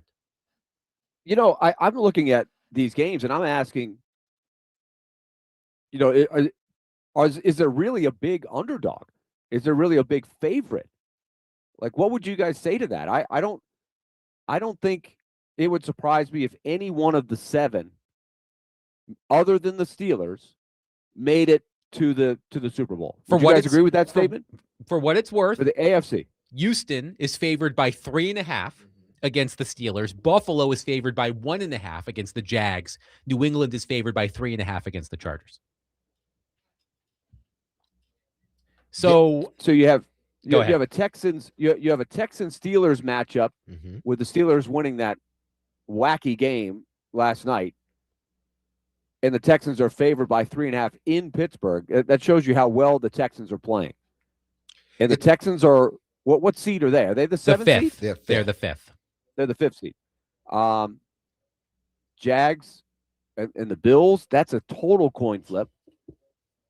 So I think maybe the answer is the Patriots. I think I still have questions because of their lack of strength of schedule. They did have a soft schedule, as much as they like to downplay it, and they have beaten some good teams. I still think I have questions about the Patriots, so I would select them. Derek, Are we just in the AFC? we're looking at the Yes. AFC right now. Oh man, it's tough, but I would tend to believe the Charger and Patriot. I think Patriots are playing terrific football. I really do.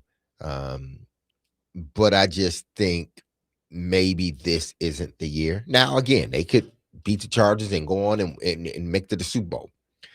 But there's just something about this team that I think they're a good team, but I just don't think this is the year where they take that next step. It was sort of like the Houston Texans when Stroud got there. Like they were playing really good, really good. But once you got in it was like, okay, are they really going to beat the Baltimore Ravens? And they didn't. Was it the Ravens? No, they lost to them in the second round, I believe. But keep in mind, Yeah. Justin Herbert, 0 for 2 in the playoffs, 39 of 75 for 52% completion, 2 touchdowns, 4 interceptions in 2 career playoff games. And that doesn't even that's just him, right? That's the just Chargers, him. as a franchise, have Yeah. just not been a good playoff team. They've been there so many times, and only a couple times have they really had good runs in the playoffs. There's something about that franchise, for some Right. reason. So I hear what you're saying about the Patriots. The Patriots had the easiest strength of schedule in the NFL, and good for them for taking advantage of it. Mhm. And Drake May had an outstanding season. So I understand, well, are the Patriots ready for this?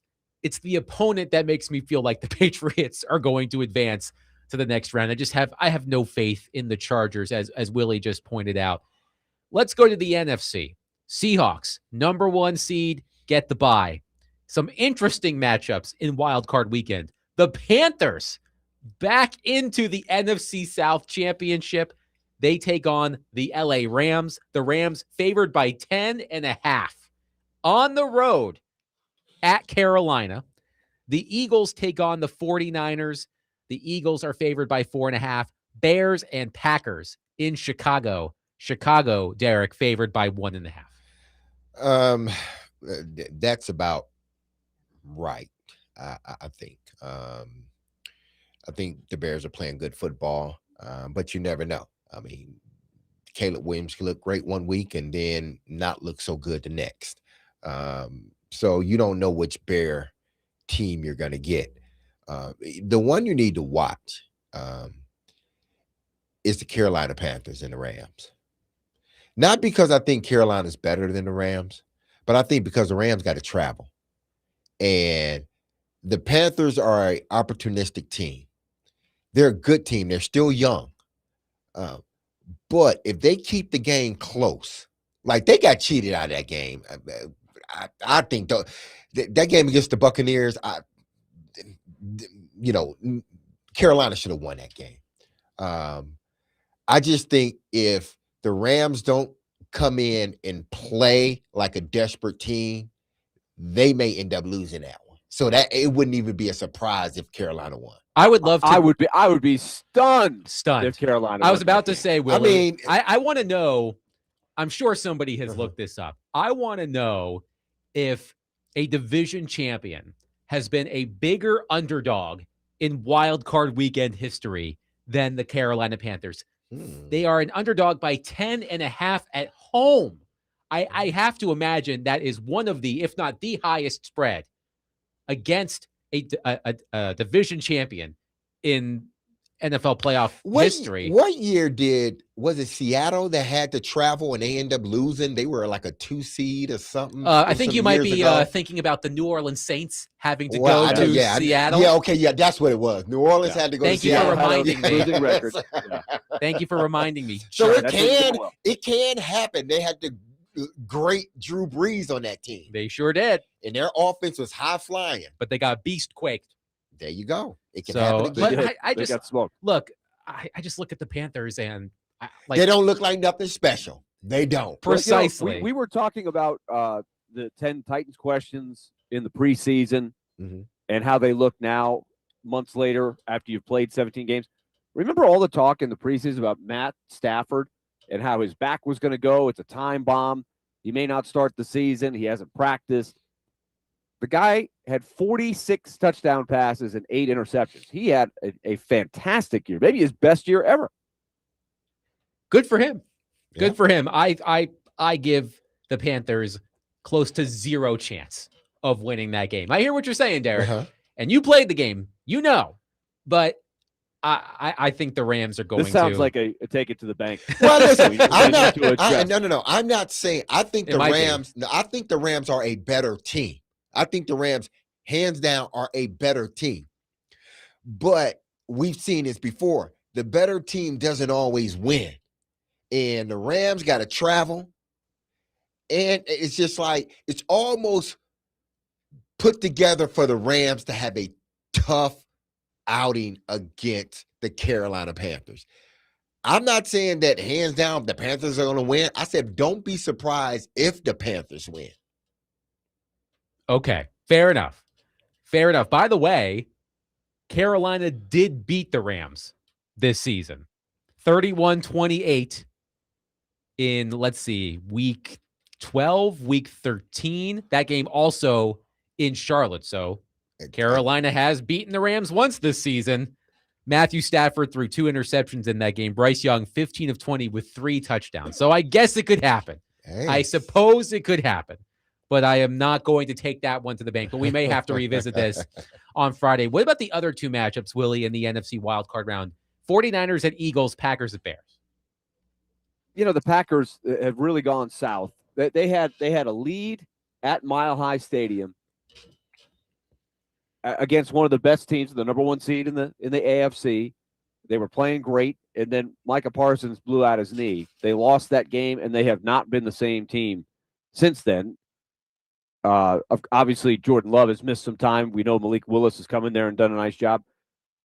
It's a total coin flip. They have to go to Chicago, who has got to be thrilled with the season they've had based on where we thought they were to start the season. That's a coin flip game to me. I don't know how you pick that game, honestly. I think I might give the Packers the edge. I would take the 1.5 there. And then another one that's hard to figure is the 49ers at the Eagles. The 49ers go from perhaps, what did you laid it out, right? If they had beaten the Seahawks, they would have been the 1 seed and could play all the way through the Super Bowl at their stadium because the Super Bowl's there this year. Yes. Now they got to play the Eagles in the first game on the road. So that is a big, big flip.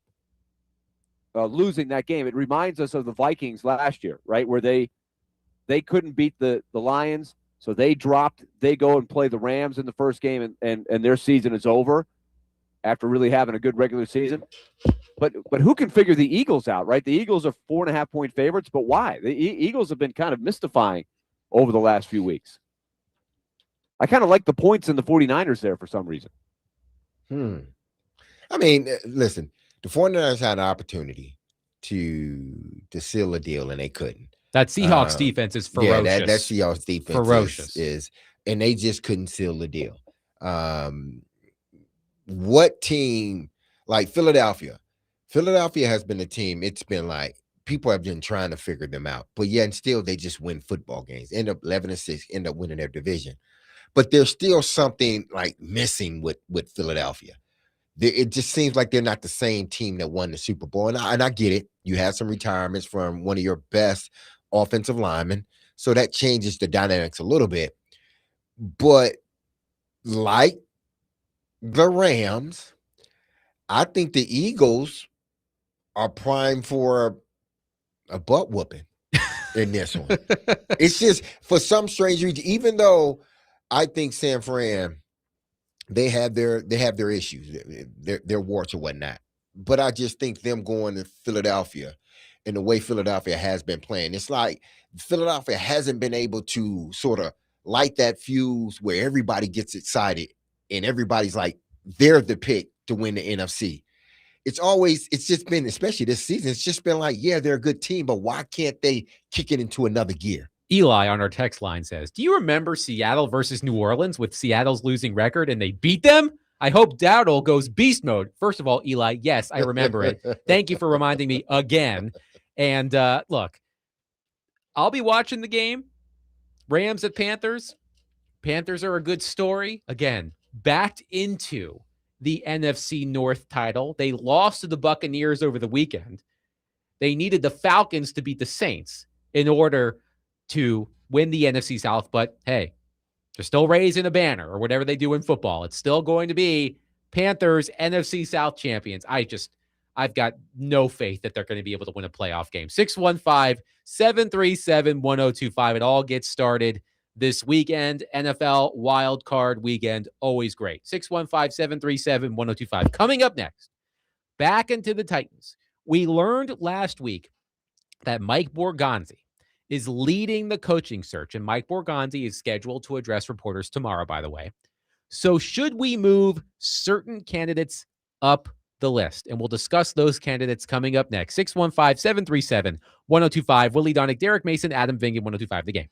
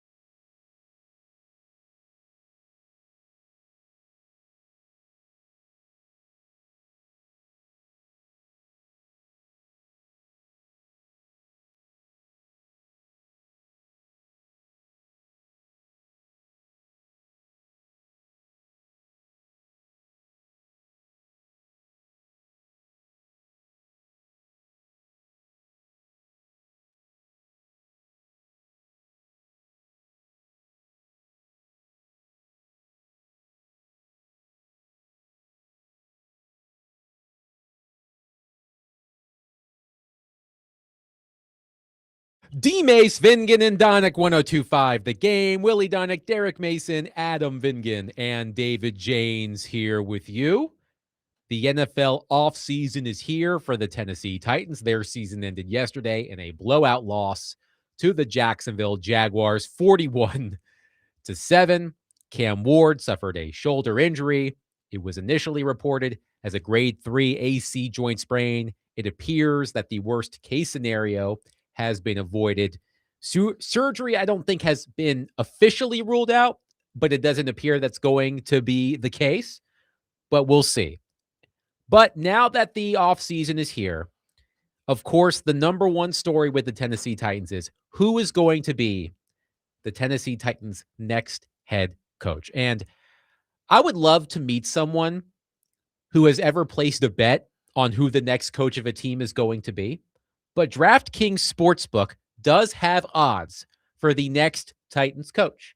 And the clear favorite is Matt Nagy. Matt Nagy at plus 300, followed by Robert Saleh and Mike McCarthy at plus 650, Arthur Smith at plus 700, Chris Shula at plus 750, Mike Kafka, Clint Kubiak, and Jeff Hafley at plus 1,000. So the leader in the clubhouse, according to the odds makers, is Chiefs offensive coordinator, former Bears head coach, Matt Nagy. And as we learned last week, guys, Mike Borgonzi is going to be leading the coaching search. He has been given that power by Amy Adams Strunk.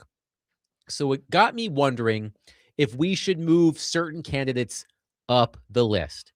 And let's start with Matt Nagy. Again, the betting favorite to be the Titans' next head coach, was the Bears head coach for 4 years, if I recall correctly, had a winning record in Chicago, but has been the offensive coordinator for the Chiefs most recently. And there was a story written by Dan Pompei of The Athletic. I believe it published last week. A really great story about Matt Nagy and what he would do differently if given a second chance to be a head coach in the NFL. And there's a passage in that story. It's a long story, but there is a passage in that story that a lot of Titans fans have copied and pasted. And it was this, quote, Nagy tries to develop young assistant coaches on the staff, sharing mistakes he made in conducting mock job interviews. He has helped Chiefs executives too. When then assistant GM Mike Borgonzi prepared to become a general manager, he and Nagy talked through scenarios and bounced ideas off one another. Borgonzi became general manager of the Titans in 2025. So with the connection to Borgonzi, Derek, and the fact that Borgonzi is leading the coaching search, it has led to many Titans fans feeling that Matt Nagy's hiring is inevitable. So let's work off of that premise. How would you feel if Matt Nagy was hired as Tennessee Titans head coach? Listen, he was a former coach of the year. What was it? 2018, 19, somewhere around 2018. there. 2018, coach of the year. So he understands and he knows how to coach a team. Now, everything went sort of left for him. He went back to Kansas City and resumed a role as offensive coordinator, but wasn't calling plays. I think that relationship between he and Borgonzi is one that, is he probably more than likely the front runner right now? Yeah, but there may be someone that sort of, comes up and really surprise Borgonzi. I think the relationship will be the tipping point. They both sort of speak the same language. Why? Because they've been in the same organization together. They know what a winning organization looks like, how to form one from the ground up, basically, because they got Pat when he was young as a rookie, and they were able to develop him in that team. So they both sort of speak the same language, and they know how to build together. So if they decide to make him the head coach, then to me, I think the pressure would really be on for them to rectify this ASAP, because there's they're trying to get used to one another, and this. No, they know each other. They know the vision. They both probably have the same vision. So if this thing doesn't start off the way that the fans think it should start off, then you're going to have a problem. But I don't see why he shouldn't be, leading the leading candidate right now. Willie, I've seen differing opinions on Matt Nagy. Matt Nagy, 4 years as the head coach of the Chicago Bears, as Derek mentioned, 2018 Coach of the Year, his first season in Chicago. The Bears went 12-4 and made the playoffs. He made 2 playoff appearances in 4 seasons, did not win either playoff game. But here are the differing opinions. Number one, he had a winning record as Bears coach despite having Mitch Trubisky and Justin Fields as his quarterbacks. That's opinion number one. The second opinion, Matt Nagy botched the development of Mitch Trubisky and Justin Fields. So I've seen differing opinions on this. As Teron Davenport mentioned earlier, he's been working, Matt Nagy that is, has been working with Patrick Mahomes in Kansas City. We heard plenty of comparisons between Cam Ward and Patrick Mahomes in the draft process last offseason. So I'm curious which is truer, that he made the best of a bad situation, or if he didn't help 2 young quarterbacks develop. Well, I would answer the second part by saying, what has Mitch Trubisky done since he's been in Chicago? I think his best year clearly was that year in Chicago that you just referenced, 12-4. He hasn't done anything close to that since. So is that all? It's not just Nagy that had to do with his development. He's been, 5 other teams since then, Trubisky? And the same is true of Fields. He's been well-traveled, and he's about the same guy that he's been. It hasn't happened for him either. So I would discount that. I'm not worried about that. I'm focused more about the match of his offensive philosophy with the skill set of Cam Ward. Like, Matt Nagy was an arena football quarterback where you make those quick decisions, right? And I think sometimes, if you look, that's a really interesting way to train yourself as a play caller. Another guy that had a similar background is in Green Bay right now, Matt LaFleur. He was an arena football quarterback. There's something about how you process things quick in that league that I think helps you be an offensive play caller. At least that's just my theory. But what is the Kansas City play calling? It's Andy Reid. Andy Reid is from the ancient Bill Walsh, Mike Holmgren, West Coast style, right? It's evolved over the years. And D-Mace, this is where I'm going to lean on you. But as we move forward, like Nagy comes back to the Chiefs, he's got an older Patrick Mahomes. It's an aging roster. They haven't really run the ball that much. And I wonder, when we make these comparisons between Ward and Mahomes, like, what's the right offense to run? Because Teron pointed out that when Ward started playing better, he had a really good support from Tony Pollard. He started running the ball better. The offensive line was doing a really good job run blocking, and I think the passing numbers got steadily better as a result. So what offense do you want to run? And can Nagy have the right mix with Cam Ward? I think it can happen, because I think with any offense, and they run this West Coast Andy Reid type offense, but I think with any offense, you have to have the ability to run the football. I think Kansas City, at their best, they were able to run the football very effectively. And that propelled them into winning Super Bowls, being in the playoffs X amount of years, being in an AFC championship game consistently X amount of years. It was because they had that balance. You knew Pat was going to be Pat. You knew he was going to do what he needed to do, but they needed that balance. When they didn't have that balance, that's when things became hard, and guys started getting older, and guys started getting injured. I'm not saying that, and I understand what TD's saying, and that's why he likes sort of an Arthur Smith type, because Cam did seem to work a lot better out of underneath the center, play action, stuff like that. It seemed like he worked better the second half in that than he did in the Callahan type of offense, trying to push the ball down the field, all this quick passing. But I think if you say Nagy is your guy, I think you still would have the ability to run the football, but that has to be your primary. That you have to go in thinking that, like, We have to run the football. And Kansas City was at its best when they were able to run the football effectively. And then the quarterback was able to, do some of these, sleight of hands with the football, the what is it? What am I thinking of? Jet sweeps, running jet sweeps to get the linebackers' eyes to move. And now I hit those guys 10, 12, 15 yards down the field, crossers, middle of the field. They can still do that in a Nagy West Coast or a Reed West Coast type offense, but they got to be committed to it. The Ringer has So how real quick, a follow-up, Derek.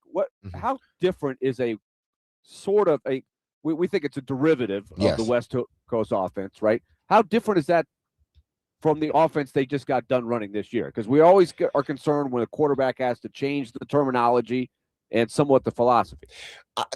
I'm not sure, at least the second half of the season. I think Cam was underneath center more. I'm not sure how much underneath center Patrick Mahomes was. Yeah, for sure. They run a lot of shotgun. Exactly. So can you try to mirror more so of how can we do this if indeed Nagy's going to be your guy and this is the offense that he want to run? Well, we've seen this is sort of because he ran it in Chicago. How can we get Cam underneath center? Because we've seen what he can do underneath center. We've seen the play action. And if we want to hire Nagy, it's how do you conform to your player? It's not, taking your player. No, you got to do what we say. No, how do we conform this offense to this player so he can be at his best when we step out there on Saturdays or Sundays or Mondays? What's interesting, Adam, is the first go round. Remember, Nagy had 2 stints as the offensive coordinator for the Chiefs on either side of him getting the Bears job. The first go round, it was the last 2 years of Alex Smith being the starter. It was pre-Mahomes. And they had some really good teams that I think would be considered overachievers, right? Those couple of years. And then he had the aging Patrick Mahomes the last 2 years when he came back. And of course, this last year, the wheels kind of fell off. Nobody could stay on the field. So I think that's interesting, right? So it's not like he just was riding the coattails of Patrick Mahomes to get the Bears job in the first place. I think that's noteworthy. The Ringer has an excellent head coaching candidate guide that I am leaning on in this process because, again, I don't know any of these. I mean, I know of a lot of these guys. I've heard their names. I've seen them coach their respective teams, but I can't tell you their philosophies or anything like that. So this guide from the Ringer has been really helpful. And in the section about Nagy, by the way, the authors of this guide, not fans of Matt Nagy. Here is part of what they wrote. Quote, having coached under Andy Reid for the bulk of his career, Nagy has only 2 full seasons of play calling experience, and neither was successful. The Bears finished outside the top 20 in total offense in both 2018 and 2019. He gave up play calling in his 3rd season in Chicago and hasn't returned to it since. If Nagy is more of an ideas man than the current state of the Chiefs' offense, which is based on stale concepts that were seen as innovative at the beginning of the decade, could hold him back this hiring cycle. The fact that he's viewed as a viable candidate at all shows how shallow the pool seems to be this offseason. But that's why I say it's not, because listen, if you look at Sean Payton is able to work. Why? Because he saw his quarterback and said, what can he do best? Let's do that stuff within the offense. Let's tailor our offense, because this ain't the offense Drew Brees was running. Drew Brees wasn't running around, bootlegging and all this other stuff. No, but he has conformed to his quarterback, and it's working. If Nagy seriously wants this job, and Borgonzi, they want to be successful, then maybe that style of offense wholeheartedly can't work with Cam. You need to be able to adjust, transform, update yourself, run things that you can still do some of the things that you did in Kansas City or Chicago, but let's tailor it to our quarterback. He's not Patrick. He's not Justin. He's not, any other quarterback that you've coached. Let's tailor this offense to him, because it seems like when Cam's underneath center, he can really go for some. By and his the offense can move. By the way, Willie, one texter tells us, according to Sharp Football Analysis, Kansas City ran 23% under center this season. The Titans were at 55%. And so you got to mirror. You got to find a way to mirror whatever offense you're going to bring in. If it's Matt Nagy, then okay, that offense you've been running.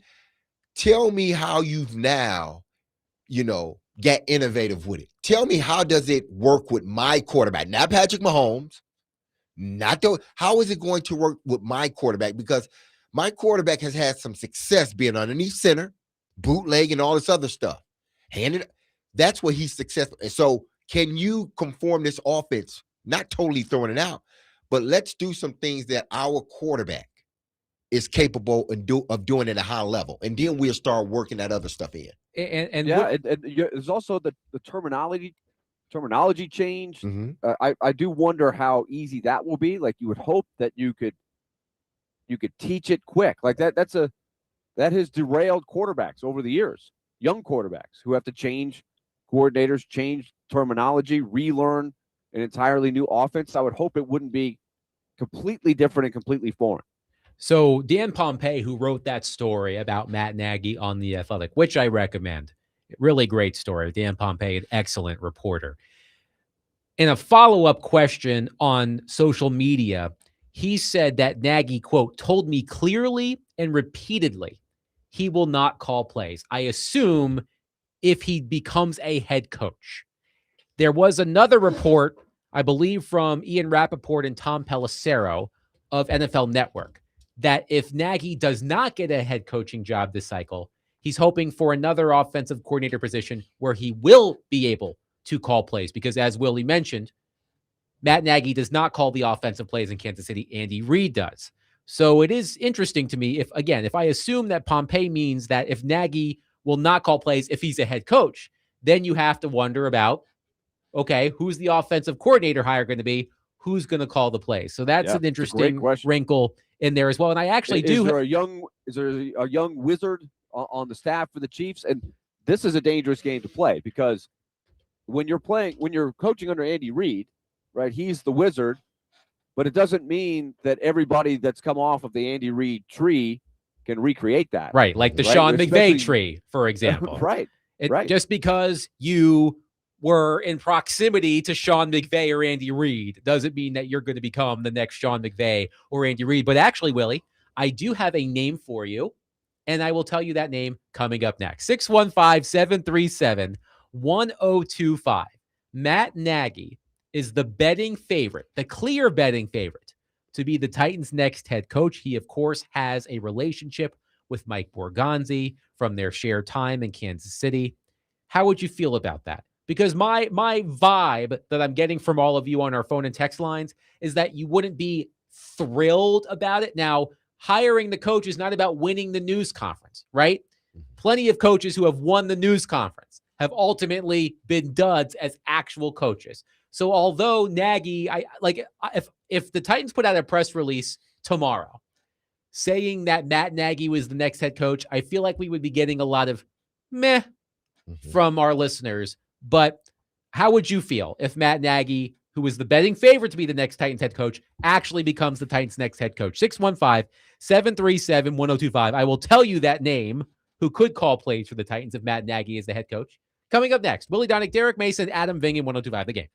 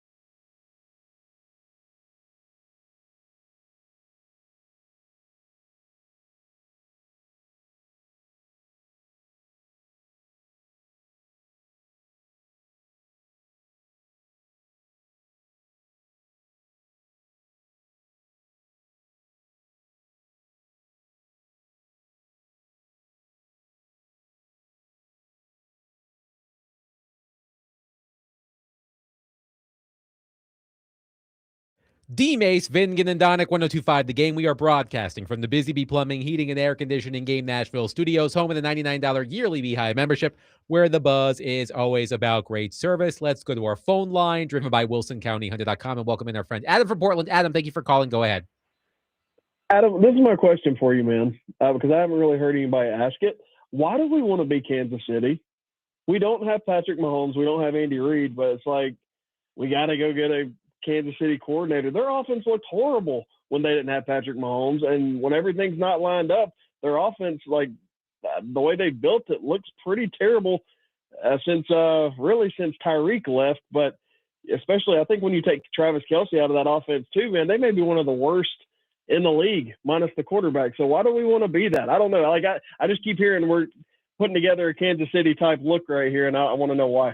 Derek, why don't you answer that question? Thank you, Adam. I don't listen. Whoever you go out and get, it has to be what's best for your quarterback and your franchise, whichever coach you choose to go get. Now they have a relationship, and just because you come from Kansas City doesn't mean you're going to run it like Kansas City. No, Cam Ward isn't Patrick Mahomes. He hasn't even been in the league a full, 2 seasons. He's just finished up his rookie season, so he's nowhere near Patrick Mahomes. But what you're trying to do is you're trying to bring a guy in that you feel can lead your team and that has been a part of winning, that knows what winning looks like, that knows how to put together a winning roster. And, by way of being a coordinator or a head coach, he's been a part of that. Now, listen, the last 2 years in Chicago wasn't good. And I don't know if it was him or was it the quarterbacks, because the quarterbacks went other places and it still didn't work for them.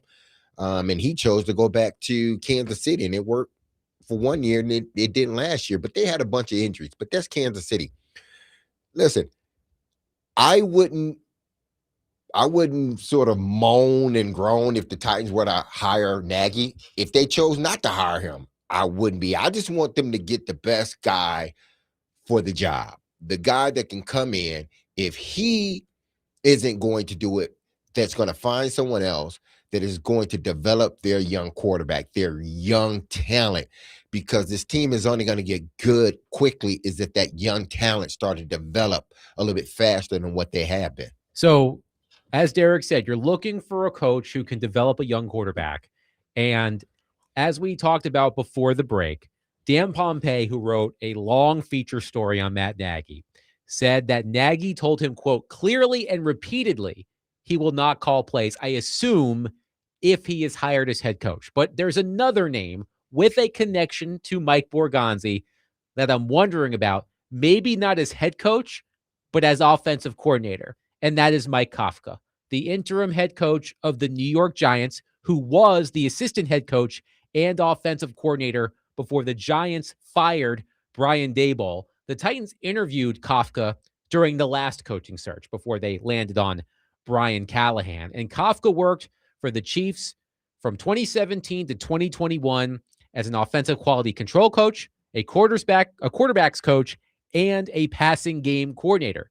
And I think, Willie, that Mike Kafka got some good football out of Jackson Dart. So perhaps that's a name who could be a young play caller who could help Cam Ward. Yeah, I think these are all great theories.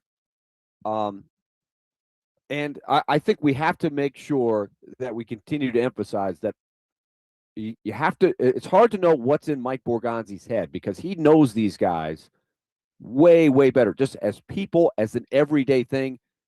It's easy for all we can do, right, as sports talk show people, listeners who offer information, right? That was a good phone call we just had, right? Why? It's a fair question. Yeah. Can anybody emulate Kansas City? I don't know if it can be done, right? It's so unique. We saw Belichick and Brady. So many Belichick assistants got jobs over the years. Nobody really was able to have a ton of success to say, yep, that's the Belichick family tree, because it's such a unique setup. But Borgonzi's knowledge of these guys should help. Are there comparisons between Jackson Dart and Cam Ward? Jackson Dart runs wild, right? We talked about all season long how he's a little reckless And can he stay healthy? Cam Ward doesn't really play that way. He doesn't run that way. So I'm not sure what the match is, but I'm just going to say philosophically that I think it's very, very important that the transition from what Cam Ward has done well and learned this year be smooth going into next year, whatever guy you end up with. I just hope it's not a radical change where he's asked to learn something completely different. One texter says Amy needs to say all the way out of it. So Albert Breer, Sports Illustrated, reported that, quote, in the room for the first round of Zoom interviews will be Mike Borgonzi, Chad Brinker, assistant GM Dave Ziegler, VP/football advisor Reggie McKenzie, and vice president of player personnel Dan Sagany. Strunk will likely meet the finalists during the second round of interviews, which will take place in person. The owner is going to be involved. Now, we don't know if that means that Amy Adams Strunk will disagree with the choice that Mike Borgonzi makes, but it's silly to suggest that the owner is not going to have some say in the matter. I do think Titans fans, however, Derek, want Strunk to be involved as minimally as possible. I listen, this is her team. She can, decide on the next head coach if she wants to. I'm not sure if that would endear to your fan base, but be endearing to your fan base, but it's your team. You can do whatever you want. I think Amy is in place now. I think because of the restructuring, sort of whatever, making Borgonzi the guy in a traditional sense as GM, I think she believes in her mind that she's done the right thing and that now she can let the people pick the coach and she is okay with it. She just want to hear why you chose the coach. Like, I'm going to listen to him the second round, and when you get to the last, I'll listen to it. But more than anything, because I restructured this in a way to let you know that you have full control over hiring the coach. So if that's the case, just tell me why you're hiring him. I heard some things. Okay, I listened in on it, but why did you decide that you wanted to hire him? Because I'm going with it. I'm going, unless it's just an outlier and you just making a decision that everybody's against. But if you pick this guy Borgonzi and this is your guy, just tell me why you picked him. And I'm good with it. I think that's her position now. I don't think she's gonna, do what some of the fan base or majority of the fan base thinks she's going to do or want her not to do. I think she now is in a position where I hired the right people. I just want to hear why they're going to hire the head coach. Why are you going to hire this head coach, Borgonzi? Okay, all right. I trust you. Now let's get the job done. If that's not the way she's thinking, then I could be wrong. I don't know. But if this was, I would think the same way if I was her at this point now, because now you got to show me something. So you pick this coach and I'm good with it, but he better start winning or y'all better start winning. Zach on our text line says, at this point, I don't think I would get excited about any coach until they got out there and proved they could do it with this team. If I had to choose one guy to get excited about, I guess it would be Mike McCarthy. And Willie, as I said, look, the one goal of every new coach in that introductory news conference is to win the news conference. And there have been countless examples of coaches who have, quote unquote, won the news conference, who have been complete and total duds as coaches. So answering the questions the way that fans want those questions to be answered does not mean that you're going to be a good head coach. Again, my feeling is if it is Matt Nagy, there are going to be plenty of Titans fans who just sort of shrug. I'm like, okay, sure, whatever. But it's not about that. It's about what the coach can do on the field. I'm not sure. I would be curious about this. 615-737-1025. If there are any coaches who are reportedly available in this cycle who would get fans excited. I can't recall exactly how people felt about Brian Callahan. I think people were excited about the fact that he coached with Joe Burrow and the Bengals had a great offense. My recollection of it, and you guys tell me if it differs from yours, is he was considered for whatever reason I think because of what Adam was just starting down, that impressive list of quarterbacks he had worked under. Yes. Right. I think that was probably his calling card. Was he'd work with this guy, this guy, this guy. These are all Hall of Famers. He's got to know something. And the Bengals had a lot of success. And he was considered a sought-after coaching candidate that if he didn't get it with the Titans, he was probably going to get a shot with somebody. And I think he was very different than Mike Vrabel. And so it sounded like it could work. So I wouldn't say it was like a home run winning the press conference, but I think it is fair to say that it seemed like a really successful move on the day that he was hired. Am I wrong? No, you're not wrong. I don't think you're wrong. I think he said all the right things. So Andrew, so you can't ever know if you've got the right guy on the day of the press conference. I think is all we could say. Andrew says, I would consider it a success if the Titans win at least 8 games next season. So with that being said, to make sure it's a sure bet, can we just go ahead and hire Jeff Fisher? Well, Jeff Fisher is available for interviews. So I guess you could do that, but I probably would advise against it. Sean says, like Derek said, go find a head coach that adapts to the players around him. I still like Arthur Smith. Every year, Arthur was adapting the offense to his personnel. That is what you gotta, whether it's the head coach or the offensive coordinator that is hired by the head coach, you have to find a way to get the most or maximize the most out of Cam Ward while developing him, hopefully into your franchise elite quarterback or franchise quarterback. So they got to I think they got to bring somebody in that is willing to adapt, that is willing to say, like Cliff Kingsbury, he adapted some of his offense to Jaden Daniels' talent, and this year wasn't so good because Jaden was spent a lot, in the injury room or on the injured list. But I think that's why maybe some coaches or owners choose to go with more of a younger sort of coach, because those coaches seem to, even though they're, whether it's McVay or whatnot, they're really like stark in what they're doing. They find a way to adapt to what their quarterback can do.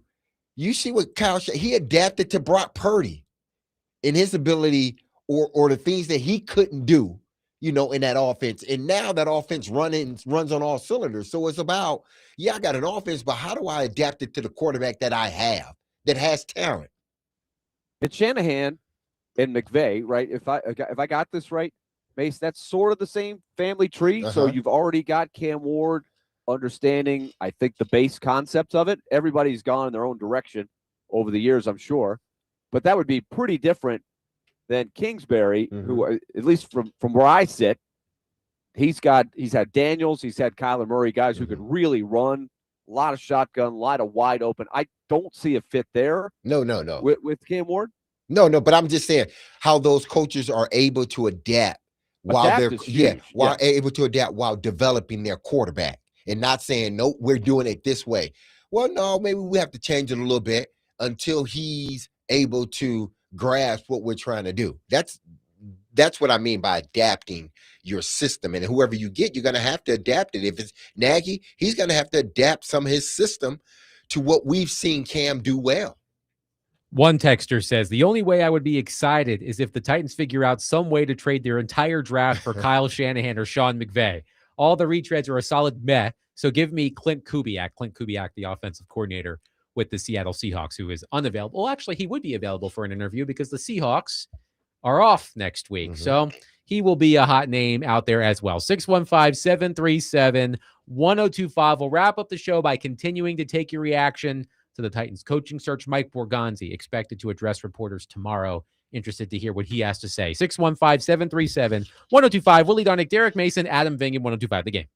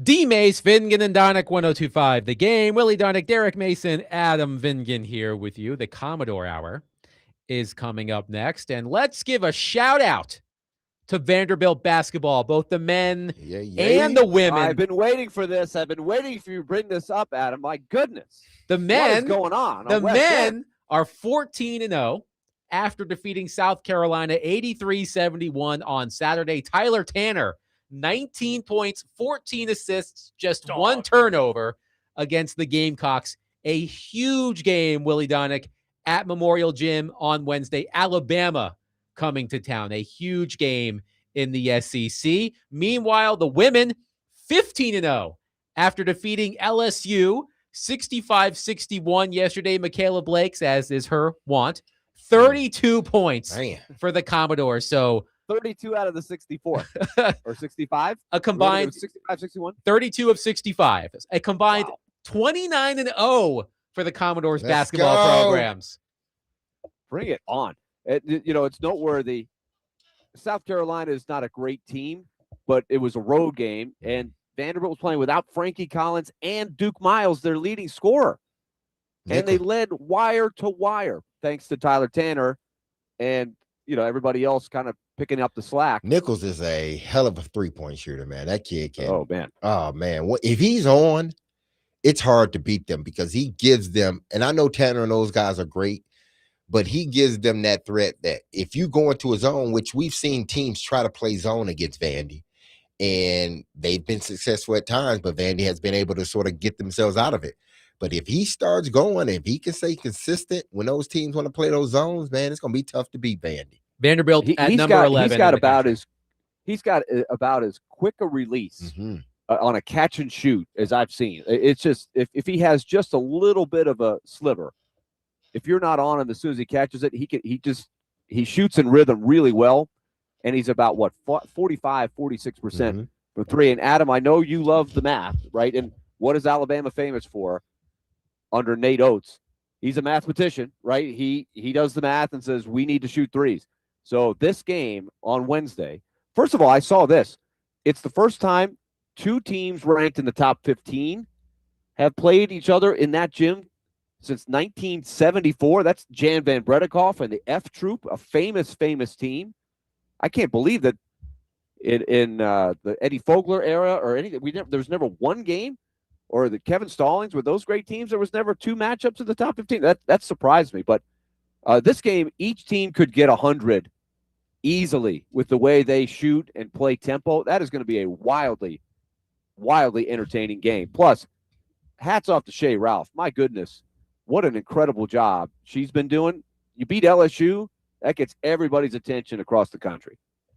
On my list of coaches who I like to watch lose, Kim Mulkey is probably somewhere near the top. She's probably not at the top. But she's the classic villain, right? She's going to be the show. Yes. One way or the other, you love it or you root against it, but either way, it's never dull. So that's a great feather in your cap. By the way, Alabama and Vanderbilt, 2nd and 6th, respectively, in the Ken Pom offensive efficiency rating. So to Willie's point, there might be a lot of points scored at Memorial Gym on Wednesday. A huge game, the two top teams in the SEC. I'm looking, by the way, to see what the over-under for that game is. Hold on a minute. I don't see it yet. I'll see if I can find it somewhere else, but it's not immediately available. The other thing we don't know, everybody's wondering, because everybody's kind of hush-hush, is I was surprised that Duke Miles didn't play. And so I don't know what the issue is there. I didn't hear. I was listening to the game with Kevin Ingram, Tim Thompson. Didn't hear them say why he didn't play, if he's just banged up or something like that. We know Frankie Collins is injured for a while, but I'm hoping that Duke Miles is back in there because that's going to be a tough game. First SEC home game of the year. I do not see the over-under immediately available, but we will keep an eye on that. The other thing too, Willie, and I know you'll appreciate this, one of the narratives around the Vanderbilt men so far is, well, who have they played? Two teams that they defeated had big wins over the weekend. UCF beat Kansas. SMU beat North Carolina. So that helps bolster Vanderbilt's schedule strength. Yeah, I think that has been overblown because you don't get ranked that high in the net and the Ken Palm if you haven't beaten anybody, right? There hasn't been that sexy win against, a Michigan State or a traditional powerhouse. But like you said, SMU, Wake Forest, Memphis, those are all solid teams. Not that they're great, but it's been a good schedule, not a great schedule. But of course, you got to prove yourself. I think Alabama's probably the best team that they will have faced on the season coming in on Wednesday. I'm looking forward to it. Let's go to our phone line. Tim, thank you for calling. Please go ahead. Hey, guys. Willie, Tyler Nichols, Nichols, he's only shooting threes a little better than what you did, right? Just a little bit better. Yeah, that's what I thought. Willie and everybody, guys, I enjoy listening to the show every day. I'm going to tell you something. These two Vanderbilt teams, there was something put out the other day about talking about Mark Byington, saying that he may be one of the, if not the best coach in the country right now. Would you imagine 18 months ago, after what we went through with Jerry Stackhouse, we would, and I don't know, how in the world did we not get in the top 10 this week? It's a good question, Tim. Thank you for the call. It's not a team full of highly recruited, like 4 or 5 star decorated guys. It's just a really good collection of players. Like, for example, Tyler Tanner, he was a great player at Brentwood Academy. Great player, but he wasn't a nationally renowned guy. I was reading, he committed to Jerry Stackhouse and just was saying, you know what, I want to go to Vanderbilt. Like he didn't buckle when they changed coaches, and he won the job. And he's probably the best story on the team, the way he has made a jump. By the way, Tyler Nickel is at 49% from 3 on the year. 49%. That is lights out, especially when you're talking about 3-point shooting as they move the line back and shooting a lot of threes.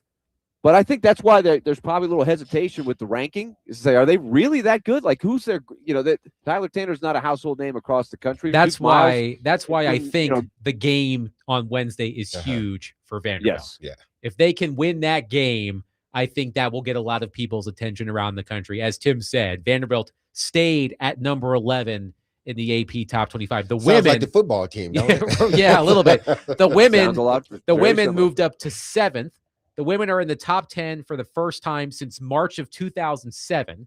The win against LSU on Sunday was its first against a top 5 team in 17 years. And Shay Ralph, she used the G word. She used the G word to describe Michaela Blake's generational, but you know what? Hey, I'll allow it. I'll allow it. Right. She could be right. So congratulations to the men and women over on over in West End, the basketball program. Top, Adam.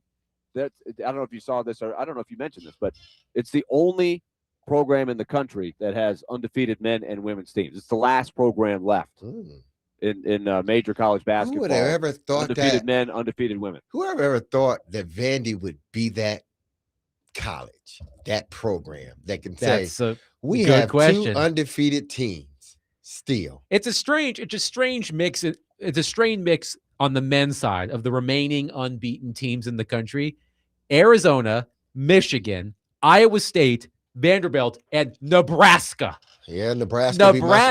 Yes, Nebraska. Yes, 14-0, the Cornhuskers. With the mayor, Fred Hoiberg, who was a great player at Hey, they got some players on that Nebraska team. They got some players. This ain't just going to be once they get into the Big Ten.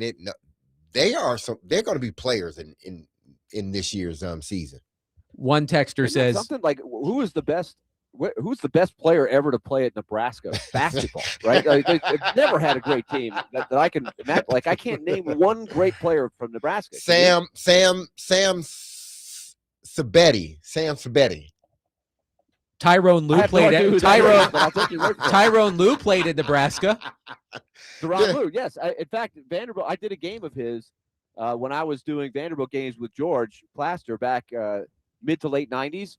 There was a tournament in Hawaii. I think Vanderbilt played Tyronn Lue in Nebraska in that tournament. I was thinking the same thing. Gosh, you're right about maybe that. Tyronn Lue's the answer. It might be Tyronn Lue. Yeah. One texter says, Bears fan here, Matt Nagy would be a disaster. Had one good year carried by defense he inherited. Offense was predictable, and it was clear immediately he had nothing to do with Chiefs' success. And also horrible idea in today's NFL to not have your head coach as play caller. Otherwise, if they succeed, they will be hired away. That from Rob. I mean, I understand the sort of premise behind that. But listen, sometimes you just got to find the best coach and then allow your coach to find the best offensive coordinator. And if he loses, that means if you lose him, that means your team's doing something really well. You just better be able to develop the guys underneath him. That's the sign of a great coach, is that you develop those guys, because you know they're going to be leaving. You know it. But can you develop the guys underneath them that this offense can keep going? So, I mean, if they want to hire somebody that can't call the plays, great. If they don't, I'm not going to, be upset or anything about it. Hold on. I'm looking up the feels like temperature in Edmonton, Alberta, Canada. It's -5 Fahrenheit. Oh, wow. So, Willie, bundle up this evening. I don't think I'm going to go more than a block or two outside. Willie, who I mean, hasn't been in fortunately, Nashville the in like layout 2 here- weeks. Yes. Hey, Willie, it's been a going to be while. like 60 degrees. Oh, it all was week. beautiful today. It was sunny. Tomorrow's going to be the and same. mild. Man. It was so awesome. It was such a Man, beautiful day here in Nashville. Man, I saw people running down the streets in shorts. Yeah, I went to the gym t-shirts. today without a sweatshirt. Exactly, Willie. What a Man. great day. So wonderful. You know what amazes me about Edmonton, though, in the Canadian cities? Even if it gets like this, like they're just like, yeah, that's how we roll. And they're walking down the street. They're crossing the sidewalks. And Are they're you walking walking down the street with them, Willie? No. Absolutely. No. It's also one of those cities that Show me the has a lot of the tunnels, indoor show me the walkways and elevated tunnels and stuff. So, sidewalks. yes, Yes. you can walk a lot of places without going outside. The Predators continue and conclude their road trip tomorrow in Edmonton against the Oilers. Willie, correct me if I'm wrong. 4-2 on the road trip so far, including the game in Yes, Minnesota before Christmas. If you count the game, yes, which was a separate trip, but since they've played a home game, they've won 4 out of 6, including winning at Minnesota, at Vegas, at Utah, which was big, and then of course, a big head-to-head with Calgary the other night. So they've only lost 2. They lost to St. Louis, where they had to travel the day of the game, which is not easy, and they lost to Seattle on the back end of a back-to-back where they got delayed coming out of Vegas. And not to make excuses, but there was a little bit of a blip in there that made it a little difficult. So overall, they feel good about their game. What's the ceiling on that? That's the question. I know there's a lot of people that are shall we say, Adam, conflicted with the Mhm. success that they are having. Yes. But if you had said halfway through the season, about a month ago, hey, they're going to be 1 point or 2 point, whatever they are right now. 1 point because out of there's a some playoff games spot. tonight. 1 point out, and some of these teams play tonight. So tomorrow, when they take the ice, it might be more than 1. But just to get back into that spot is remarkable, and they deserve a lot of credit for climbing out of the hole. So let's give them that, and then we'll just see where it goes from here. That'll do it for us today. Speaking of the Predators, Barry Trotz will join us tomorrow at 5 o'clock. Trevor Maddich will join us in the 4 o'clock hour. Mike Morganzi addressing reporters tomorrow. Not sure of the time. I imagine it will be in the mid to late morning, but we will have full reaction to what Mike Morganzi has to say following the end of the Titans season tomorrow. We will talk to you at 3 o'clock tomorrow. The Commodore Hour is coming up next. Be loved on your people. Have a safe, blessed, and wonderful day. I love you. The team love you. You hear that song. Don't you forget about us, because we will not forget about you. See you tomorrow at 3 p.m. on 102.5 The Game. Peace.